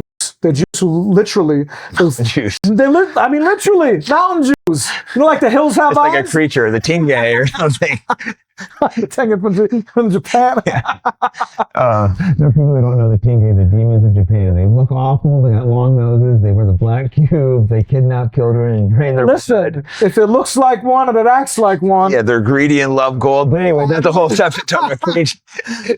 So yeah, the mountain Jews that live in places like Georgia and Azerbaijan, they say that Erdogan he comes from them. They're currently making these accusations. I saw that. And think about this: the Turkish regime, as we prefer to call it, the Turkish Zog, they have given uniforms, they've given electricity, they've given bullets to the usurping Jewish entity to use against the Palestinian people in Gaza. So despite all of the animosity that you see between the Israeli regime and the Turkish regime out on the surface, behind closed doors, fake. Mossad and MIT are thick as thieves, number 1. And number 2, they're the trade relationship between Israel and Turkey through the roof. You're talking about... It might just be all manufactured, like division, partially. Well, what I would say, and I think that this is critical for everybody to understand, is that no matter if you are an ally of the Jew or you're not, the Jew still looks at you as a goy. They're always going to want more. Look at America. We give them more and they want more. Always. More. It's never enough. So you've probably been seeing it, that there's been a lot of talk within the Israeli regime as of recent that it came from a former Prime Minister, Naftali Bennett, who famously declared that he's killed a lot of Arabs in his life and there's nothing wrong with that. It came from Jonathan Pollard, the most dangerous and the deadliest spy in American history. He should have been hung, but instead he was freed and flown over by Trump's top donor, the hero's welcome in Israel. That's right. A lot of people don't know this either, but Philip Giraldi, the former CIA station chief in none other than Istanbul in Turkey, he said that Jonathan Pollard got anywhere from 800 to 1,000 American agents either compromised, captured, or killed in the field. Yeah, they said what he did was so staggering that people knew it was just, I guess it goes way beyond what we could imagine. Big time. So you see now that Bennett, Pollard, and a handful of other Israeli officials, they're clamoring for war against Turkey. Yeah, that's why I started seeing that. But you don't know what to make. You never know what's real, what's not. I mean, okay, I'll swing it back around to something that we discussed earlier, and that I believe I've mentioned on the program more than once before. It is quintessential Judaic doctrine. The best of the Gentiles should be killed. What is the best form of Gentiles according to Jews? They look at us as beasts of burden. Even like the Trumps, the guys that worship them, the Lindsey Grahams, unless they're cryptos, which sometimes, once I started seeing how many cryptos, which we're going to get into with Jacob Frank, they're the ones that infiltrated the Christian church. Yeah, absolutely. It doesn't matter at the end of the day. They are always going to look at you as nothing more than a servant. So they use you, you're enslaved to them, and they may give you lots and lots of nice things, but the moment that you're no longer useful, they dump you like a bag of trash. Or if you disobey them, or like Charlie Kirk potentially, you know. Right. Initially I thought, I don't think it's the case. The more I've looked, the more I've leaned towards he was getting out of line. You make a deal with the devil and they take you out. That's it. Which is a reminder, you cannot make deals with these people. Make a deal with the devil, You never make a deal with the devil. And Jacob Frank, interestingly enough, this is another individual who came from a prominent rabbinical family in Poland. And he... 100 years later, I think, right around? Just about 100 years later. In Poland, Yeah, so I mean, imagine that Zevi, he had these followers all around him in Montenegro, and he still maintained influence to the point where in Yemen, you had these lunatics claiming that they're his reincarnation, but the word spread all the way into Poland. Jacob Frank declares himself as such. And he says the reincarnation. The reincarnation, Gilgul, read up on it. Crazy how they say that so often, the reincarnation. I started seeing that pattern. Yep. And he then begins encouraging his followers. by any which way, you will get closer to God and usher in the Messianic age through sin. Mm-hmm. And this is exactly the passage in the Talmud that I brought up earlier, where it is not a theory that's been spun by Jonathan Azaziah or Jake Shields. It's not something that you and I got out of the Austrian painter's book. All right? It's not that. Good book still. Excellent book. Everyone should read that too. Separate topic, yeah. It's all mainstream stuff, like everything. We haven't gone to any conspiracies. Everything we've talked about. No, not at all. Accepted. Not at all. You can find all of this stuff in Jewish communal writing. But the problem is that because people are lazy. They don't. They always want the easy way out. They don't want to do the work. They don't. But, once I started, it's also hard getting good information. Like I had the interview set, so I was looking for stuff on YouTube, and it was all so sanitized. I had to do like lots of reading and digging around, putting things together, and you're like, wild. Well, you know what? It is wild. And on that note, you see that today. I know one of the sponsors of this program, Antelope Hill. Oh, amazing. Antelope Hill Publishing. Yeah, they sponsor. I think if you put in Fightback, it's 10% discount. Also, it's great to support a local book company that cares about free speech. Yeah, for sure. And I mean, outside of that, and maybe a handful of Holocaust revisionist houses based in England and also here, most places will not touch this information. No. And they've been banning it for years now. I got books, Achi, about the devils that I remember paying $200-$300 for a couple years ago. So hard to get, yeah. And now those books are thousands of dollars. Thousands of dollars. They have ripped everything, anything pertaining to Holocaust revisionism, old books about Jews and perhaps the connection to the slave trade. Anything with blood libel, obviously. Anything with Poisoning blood libel. wells. And even books that were written by resistance leaders. There's books that were written by leaders of Hamas and Hezbollah. You can't get those anymore. Yeah, that sucks. I would like to read their books. Yeah. Well, even both Jacob Frank and Zevi was completely erased. It's almost libraries. There's some of it out now, but until the 50s, they had completely blanketed it because they didn't. It's not taught in any history books. Yeah. This is like crazy. You have a guy who marched on, tried taking out the Ottoman Empire and almost succeeded. Then you have Jacob Frank 100 years later, and he was, I believe, extremely rich, right? Extremely. They came from merchants. Yeah, and he had an army in castles too. Yeah. He had full armies. He had you notice this. That this is something that's very commonplace throughout Jewish history. You can read about this in an old book called The Cousinhood. I got this gem from the legendary Michael Collins Piper, Allah yarhamu, God rest his soul, and in which it's commonplace amongst the Jews where you'll have a banking family. Yes, the banking. And a rabbinical family. They'll come together. So the bankers got the wealth. The scholars, they delve into Talmudica. They come together to influence, and we would most certainly make the argument of corrupting a society. Well, they're literally teaching inverted morals, and you have these bankers funding them. In both of these cases we're talking about. Yeah. And Jacob Frank, he was teaching, they were having orgies, sleeping with girls. I think he got in a fight with a couple rabbis. Obviously, most were supporting him, but a lot weren't. And that's when he went in and said, he started talking about the blood libel, and he was telling places in the Talmud. Yeah, I showed it. Now I wasn't able to find, nor would show me the passages. Like AI wouldn't pull it up for me. They said, literally said, I can't do this for you. You talk to it. It's like, no, I can't pull up these passages that he used. It's all anti-Semitic thing. Like, well, can you at least show me what passages he's used? No, I can't do that. That would be against my rules.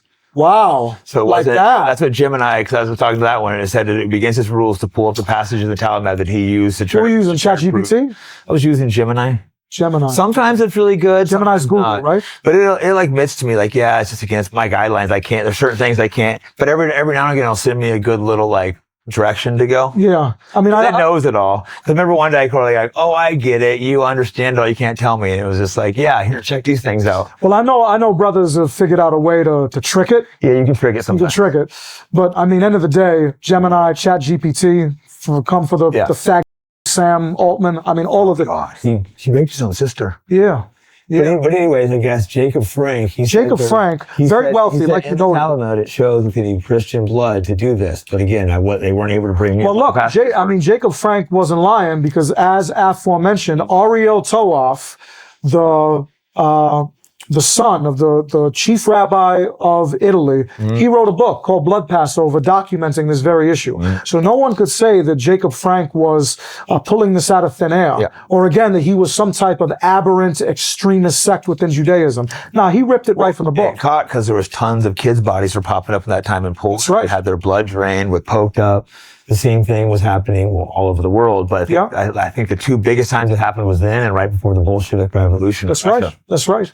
And Jacob Frank, when he was ultimately confronted by the authorities, he had no problem telling his followers to mass convert to Catholicism.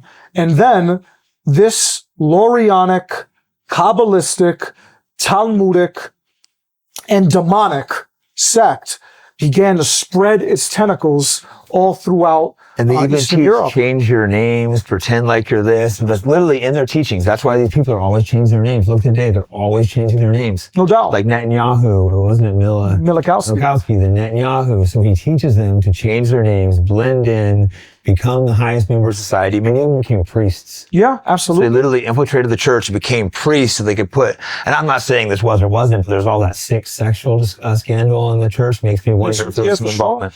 And I mean, I would also make the argument, and I'm sure that someone else that you're friendly with, Dr. E. Michael Jones. Oh, yeah. Dr. E. Michael Jones would certainly make the argument that it was these very conversions, fake conversions within the Catholic Church that built up over a period of time that wound up with the Vatican Accord led by none other than Rabbi Abraham Heschel, parasite who was connected to Martin Luther King. Oh, yeah, Martin Luther King, a separate rabbit hole, but he was completely controlled by Jewish financiers. Until he wasn't. Yeah, let's real quick, because I was going to do something. I was making a video kind of saying Malcolm X versus Martin Luther King and how it's better Malcolm X was, but then I broke it off the gem. Well, yeah, I realized it wasn't as simple as not at all. Completely rethink this video because at the end of his career, they both kind of veered to the same path. Definitely. Martin Luther King, what happened? He renounced the war in Vietnam. All of his Jewish backers just flipped out. They all stopped giving him money. They all stopped supporting him when he spoke against the war. Well, I'll cap off your gem there. That again, it was the late great Michael Collins Piper. I mean, so much of what you see today from all of these, I don't even know what to call them, influencers, I guess, that watched a few YouTube videos and think they know everything. Michael Collins Piper and a number of his works, we're talking 25, 30 years ago, he documented that only 9 days before Martin Luther King was assassinated, he had a meeting with the American Jewish Congress, the American Jewish Committee, and a number of these liberal Zionist backers that made up like his entire entourage. Yeah, that was his whole backing. It was his entire backing. He says to them in their faces that the Jewish slumlords in New York are turning people against their very cause. Yeah. And you're sitting there thinking about, well, that's something that Malcolm X been saying the whole thing, yeah. He had been talking about that, how Jews own the liquor stores and veering to the exact same, and they're both stopped hating white people, talking about class. That's like, okay, I got to do a completely different video. I need to do more research and now this he's video. the nail in the coffin. He also had opened up channels to talk to the PLO. And recognize the Palestinian Liberation Never Struggle. talked about. Never. And he even had a meeting with Yasser Arafat, who was a very controversial figure, not really a fan, but he did die a martyr. Israel did assassinate him with nuclear poisoning, polonium. But at the time, he was a real revolutionary, and Martin Luther King and Yasser Arafat was supposed to meet. It never happened because he was assassinated. Making deal with the devil. You can't switch over. Both him and Malcolm X had the police pulled from them the day they're assassinated. They always had heavy police protection. Yep. Both of them were pulled away and they were shot. It's true. So with that said, Abraham Heschel, who was connected to Martin Luther King, he was the outside Jewish element that colluded with the inside Jewish element within the Catholic Church to ultimately pass this absurd papal edict that the Jews didn't kill Christ. That the Jews aren't responsible for killing Christ. It's literally in the Bible. Literally. They're saying don't respect the Bible? Yeah, they absolutely are saying that. Respect the Jew, respect and Christians are going along with it, worshiping another people above your own. That's just so sick to me. I hate the whites and the goy that do it more than the Jews. if it's Jew, you can kind of understand your people, not really. It's such a level of evil, but like, no doubt. But if you're selling out for money, I just hate these people so much. Well, I'm with you on that one, and I would also make the argument that this infiltration of the Catholic Church, it was obviously modeled after what they did within the Ottoman Empire. Yeah, he saw that. That was what he said. Literally said he was this guy reincarnated, and he goes in, he mass converts, infiltrates the church. Yep. This is well documented. They have high positions. Lots of guys are becoming priests. Now remember, at the same time, it's not like this is a, let's call it a Zevian phenomenon. It's not. It's something that did happen previously, as I multiple times. Yeah, over and over. Yeah, and now they're currently trying to usher in the Antichrist again. Yeah, and I guess that's kind of where all of this ultimately converges and comes to a crescendo. That there is something. Now, I guarantee, I'm looking you all straight into the camera, all right? I guarantee that this is something that very few people have ever heard before. We've all heard the story about how ISIS wants to establish a global caliphate and enslave everybody, right? Everyone's heard this story. But as we touched on just very briefly on this program, and as people can find elsewhere, just as an example, you go to my old website, Muqawama Music. Muqawama is the Arabic word for resistance. And you put in an article called the Takfiri Goy Galam. This article went viral about 12 years ago. Everybody and their mother shared it before the Yahud completely memory hold it. Right? They're good at doing that. They're very good at doing that, unfortunately. And this documented all of the various Israeli and even Judaic connections to the idea of Wahhabism and how ISIS and previous incarnations came about. So they have seared this idea into our heads that ISIS wants to establish a global caliphate to basically control all the non-Muslims. Well, not only is this absurd and fallacious on top of it, it is typically a Jewish projection. The Jews, ladies and gentlemen, have something known as the Global Noahide Project. I just heard about this from you. Now, the Noahide laws, which many people may know of, are the laws that Gentiles are supposed to follow within Judaism once the Mashiach, their warlord tyrant, who Sabbatai Zevi and Jacob Frank both proclaim themselves to be, are supposed to follow. What the Jews don't tell you is that you are supposed to let go of everything that makes you, you. Your ethnic heritage, your religious background, your familial ties, your ancestry. You have to let all of it go and basically submit yourself to being a Noahide of the Jews. They have already created Noahide communities throughout the world. There's several of them as we speak in the Philippines, and you know that the Filipino people are deeply religious, deeply Catholic people.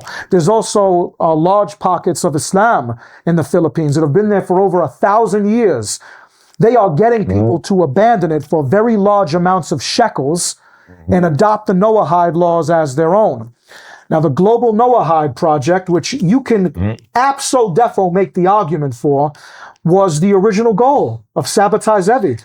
If he had gotten his way, and if he did topple the Ottoman Empire, if he did overthrow the Zaydi Imamate in Yemen, if he did topple the monarchical regimes in France and Italy, we would be living under the Global Noahide Project today.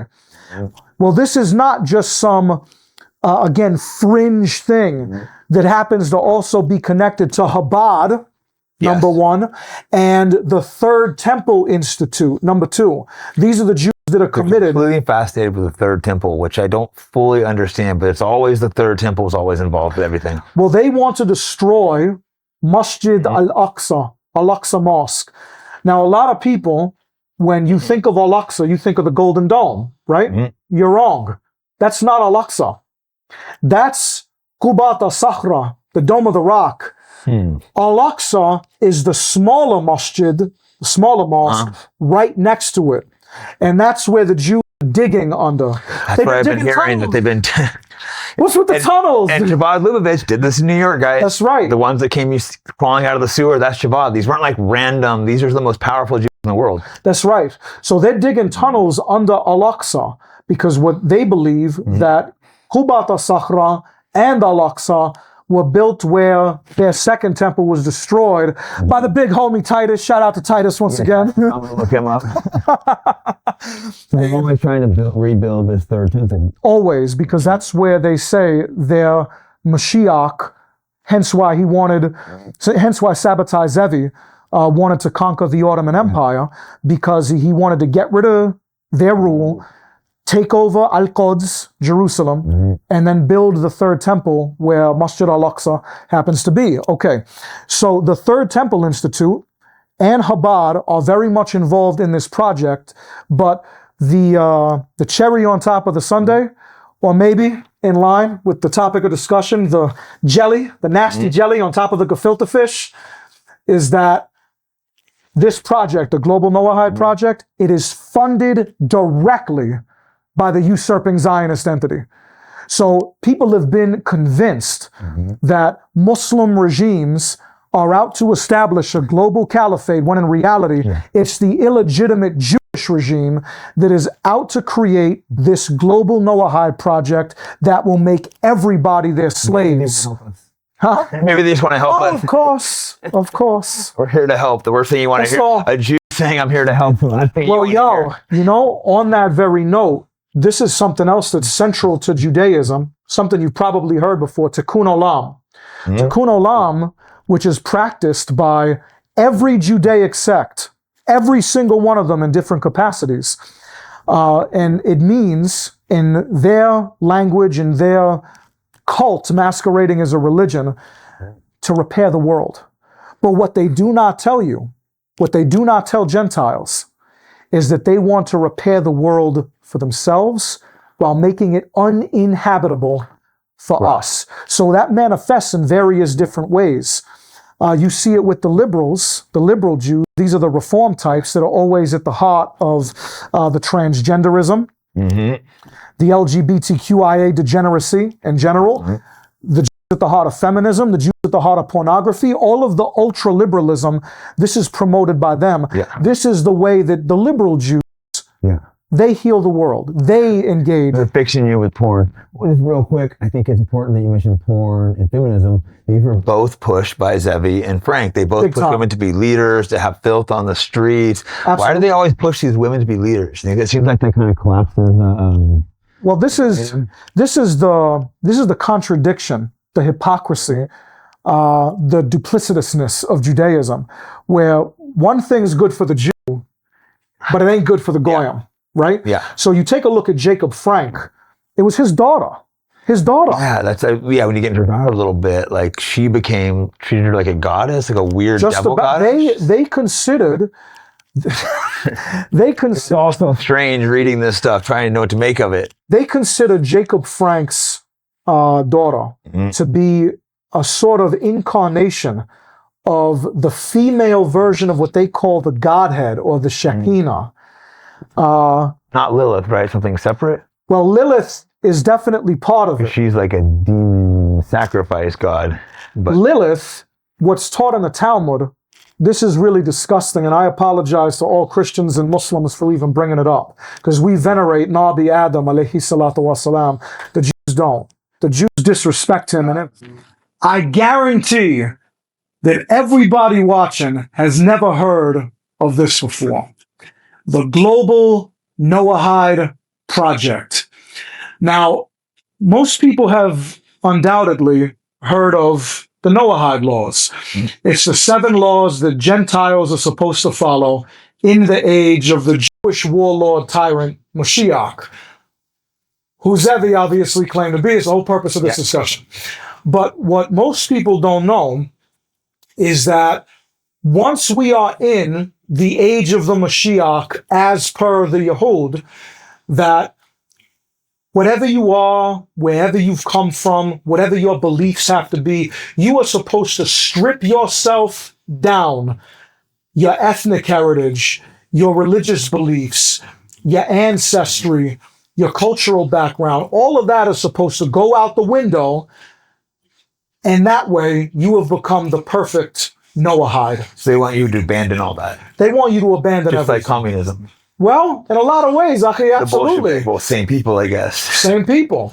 So the Global Noahide Project, there are two currents that are pushing it within world Jewry today.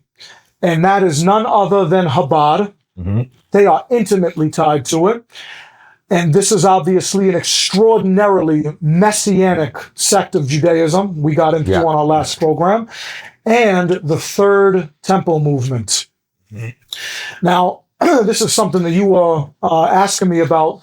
Yeah, I'm a little confused because the Third Temple, they're just absolutely obsessed with it. And like, why is that so important? Why are they trying to rebuild it? Because they're all obsessed with it, including the Masonic lodges, the Freemasons, like all these groups, the Red Heifer, the current Zionists, they all want to bring back the Third Temple. Well, Jesus was opposed to it. He attacked it with the whip. That's where he attacked, right? Without a doubt. And the Third Temple is obviously, according to Judaic belief, will be built with a Second Temple. Was, again, shout out to my man Titus for running through and crushing that thing.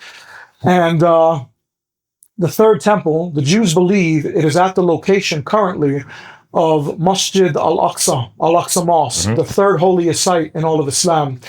Now, what the Muslims obviously know this, but most people don't know, is that when you think of Al-Aqsa, you think of the exquisite golden domed building, right? Yeah. That's not Masjid Al-Aqsa.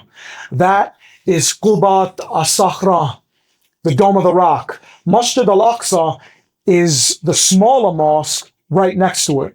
And the Jews have been digging tunnels. They like to do that. They are big fans of tunnel digging. Right? New York to Moscow, Jews are digging tunnels. And they're doing it in Palestine too. And they are engaged in excavations underneath Masjid Al-Aqsa. Why are they doing that? Because they want it to collapse. They want to collapse it. And then ultimately, once it does, they can begin the rebuilding of the temple. This will be temple number 3, the so-called Third Temple. Yeah. And then they can formally announce the coming of their Mashiach warlord, the Antichrist. To me, it seems weird if Jesus attacked this temple and they're trying to bring back the Antichrist, and you have Christians trying to help them do that. Well, it's very unfortunate because what most Christians don't know either, connecting it to the Global Noahide Project, is that while you're out here helping, the individual that you are attempting to crown is not Jesus Christ, alayhi salatu wasalam.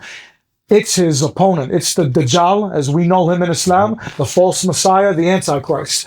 Now, the Global Noahide Project, all these Christians who are helping, these Christian Zionist types, who are helping the usurping Zionists to achieve their goals in multiple aspects, they're going to be among the first that are enslaved. Yeah. So this project, run by the Third Temple Institute and Chabad, this is the icing on the sundae, or maybe to put it in a more nasty way related to the subject matter, the jelly on top of the gefilte fish, right?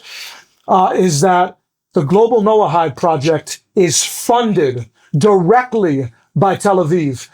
It is funded by the Israeli entity directly. And as we speak, they are already cultivating Noahide communities all over the world. Ground zero for it is in the Philippines. And I know, as an ex-champion fighter, probably been around a lot of Filipinos. Yeah, I've been to the Philippines before. I've been out there. Nice people. Beautiful people. And very religious people. They've been Catholic. So I don't understand why they would allow this. So you have Catholic Filipinos. There's also a long-standing tradition of Islam in the Philippines for almost 1,000 years. And the Jews are coming in, targeting the poorest of the poor, convincing them with lots and lots of money to join the Global Noahide Project. And this is not what they have planned, brothers and sisters, for one group or 2 groups or 3 groups. This is for the whole of Gentiledom. And if Sabbatai Zevi, the avatar of Saturn, got his way some 400 plus years ago, if he was able to topple the Ottoman Empire, if he was able to liquidate the Zaydi Imamate in Yemen, if he was able to topple the monarchs in Spain and in France, the Global Noahide Project would already be in place. So everybody needs to be concerned about it. Everyone needs to speak out about it and expose it for what it is. And as far as I know, Achi, and it's not to toot my own horn, not at all. It's just... I haven't heard anything about it. I happen to find think maybe the Jews are just trying to help us? We got it all wrong. We should cancel this whole show. Yeah, no, we got it wrong. The Jews are here to help. The last thing you want to hear, right? I'm a Jew here to help. Case in point, on that very note, this whole concept, which is about the false Jewish Messiah, who the Jews themselves believed was the true Jewish Messiah. They called him the Jewish Messiah. Is that, and I believe I've mentioned this passage on this program before, maybe it was on the last joint, but there is a passage within the Babylonian Talmud, Shabbat 32b6. Everybody look it up. I remember you making a joke that I don't want to be a slave to a Jew. Yeah, no. Well, it says within this passage that once the Mashiach comes, that every Jew is going to get 2,800 goy slaves. Yes. But and that's sick enough. Here's the sicker part.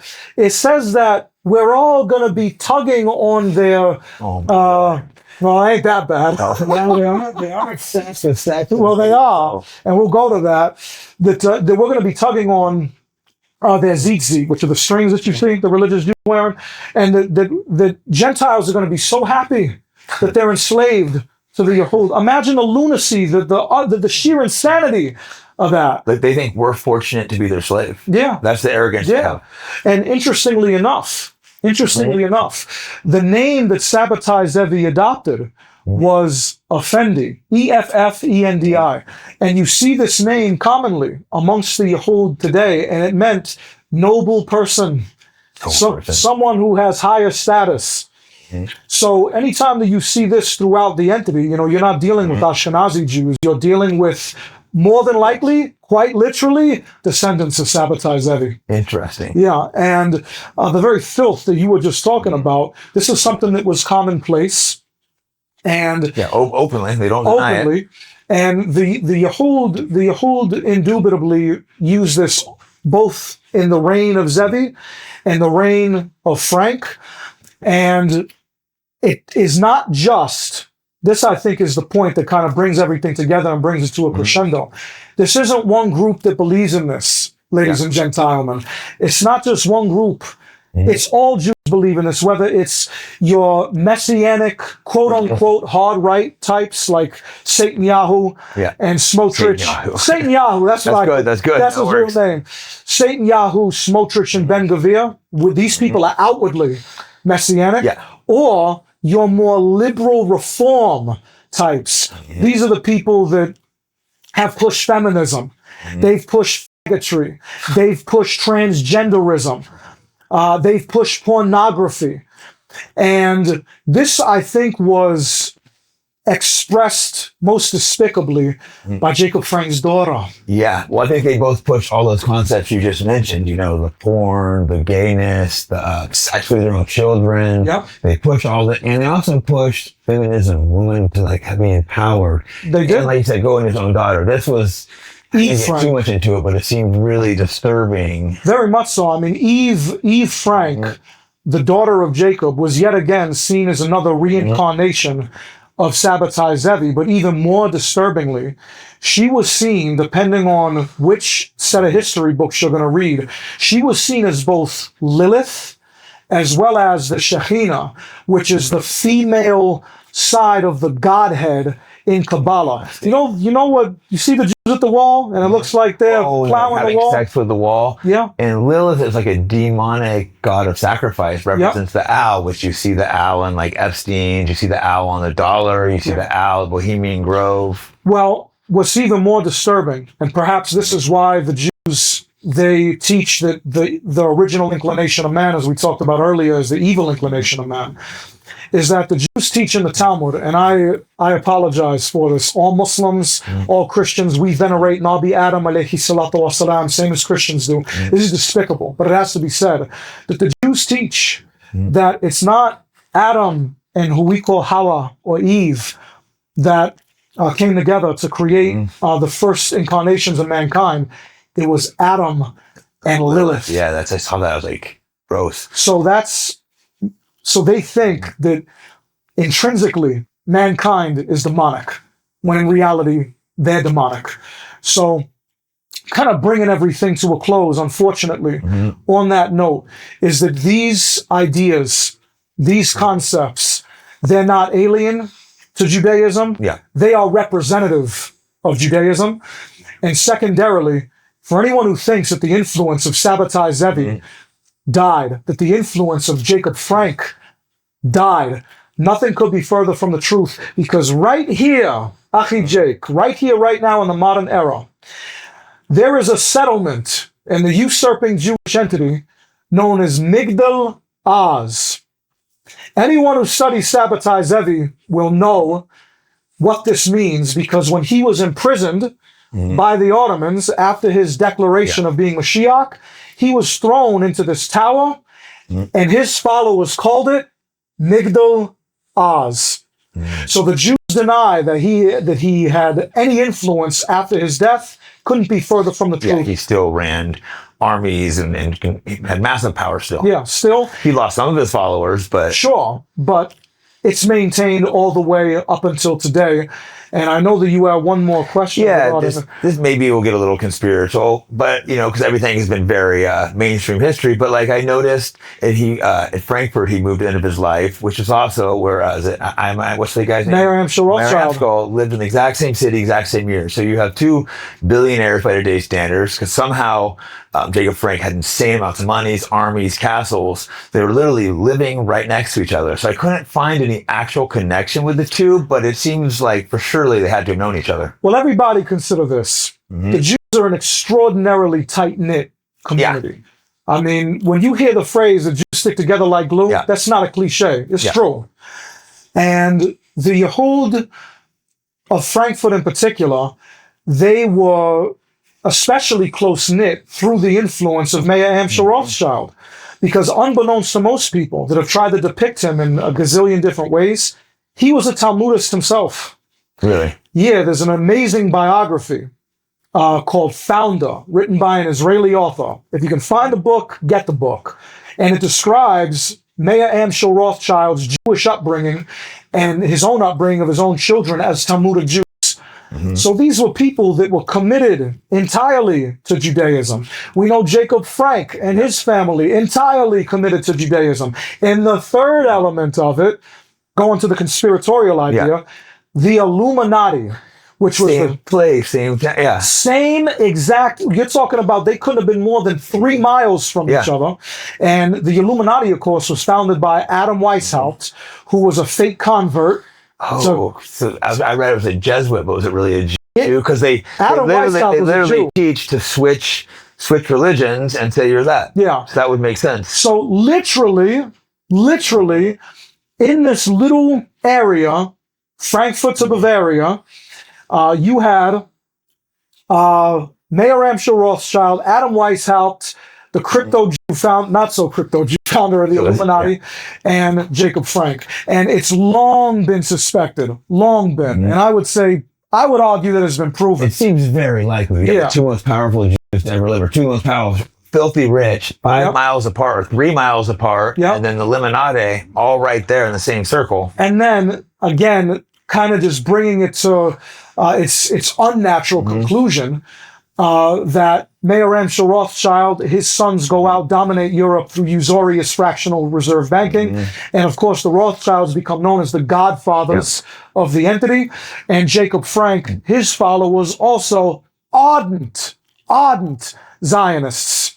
Wow. Oh, that's right. They literally help. And they literally bring settlers to Palestine. So for everyone that thinks that all of these world events are not connected, it's the exact opposite. You know, it seems like they are. And I was able to trace some heavy involvement in the French Revolution. You know, I don't want to get into that, but it seemed like it was heavily involved. One last thing. Okay, the Zionists, they claim they didn't really know for sure where they wanted to go to the Jews. They were floating different places around. I'm starting to think that's absolutely bullshit, that they always wanted Palestine. They always did, which it might be its own separate discussion. These big rabbis who have been so instrumental in Judaic thought over the last 1,000+ years or so. that every one of these rabbis, so let's go with the Baal Shem Tov, who was the mentor, as I mentioned on our previous program, Ashnoya Zalman Aliyadi, Chabad, the Vilna Gaon, non-Hasidic Judaism, and then Nachmanides, Maimonides, and Rashi. These rabbis are essential to Jews being Jews. Jews can't even be Jews if they don't study these rabbis. And if you read their writings on the quote-unquote Holy Land, they read as Zionist as anything that you would read today from the likes of Ovadia Yosef, the Iraqi Jewish demon who said that Goyim were only put on earth to serve the Jews, or Eyal Karim, the current chief rabbi of the IOF, who gave his rulings for IOF terrorists to rape Gentiles. Yeah, look this up. It's crazy. He literally told them it was okay to rape. And we see it. They're doing it. They had pro-rape riots. Like, how they treat the prisoners and Palestinians, it's pure evil. And then you talk about the Noahide lies, that they want to control over us. Like, no thanks, I'll pass. So all of it, from the Zionist occupation of Palestine today to the near overthrow of the Ottoman Empire by Sabbatai Zevi, the spread of filth and the degeneration of Christian society by Jacob Frank, to the revolt against the Roman Empire that led to my man Titus. The Bolsheviks, Frankists had ties to that. And as we talked about, the Young Turks, and ultimately their liquidation of the Ottoman Empire, all the way to Mustafa Kemal Ataturk, who's considered to be the founder of the Ottoman Empire, Kabbalistic Jew. Wow. Kabbalistic Jew. There's an old article from the Jewish Daily Forward going back, actually, it might be 30 years on the button, where it was revealed that he will recite Kabbalistic prayers in private. Not from Mad Cold, a.k.a. Jonathan Azaziah, not from Jake Shields, the Jewish Daily Forward. So all of these events, they've all been tied together from the very beginning. So the Jews could ultimately take back Palestine, declare their Mashiach warlord to be the tyrant of the earth, and then they could rule over all of us. No Islam, no Christianity, no Gentile customs, no Gentile history. We're all just slaves under the global Noahide project. Rewrite history, get rid of religion, the same thing in communism. Rewrote history. You see the same patterns over and over. Always. I used to think all these crazy conspiracies, but the more you start digging and you see how they've erased histories, they've rewritten history, and they're willing to go hundreds of years. We don't think like that. You start seeing the more you dig, the more everyone I know comes to the same conclusion. That's true. And I would leave it as nice and simple. Every anti-Semitic conspiracy theory, every canard, every trope, your first instinct should be, is true. That's the conclusion I came to. I'm just going to start assuming. And when Charlie Kirk, I'm like, it probably wasn't them. The more I've dug, it probably was. There's a bunch more we could talk about. Maybe save that for another time, probably. I'm trying to think of any last questions. I think we covered a lot. I think we're good. Yeah, I could have done some more Jacob Frank, but we can do that in a separate one because it's just, it's definitely wild stories. Thanks so much. Hopefully we'll be a regular. It's been a pleasure and an honor. Cool. As many of you know, I have many controversial guests, so that comes at a cost of being demonetized everywhere. So if you want to support the program, go to fightbackpodcast.com, and I have all kinds of merch on there, whether it's jiu-jitsu, fighting, political, and other accessories. And thanks for the support.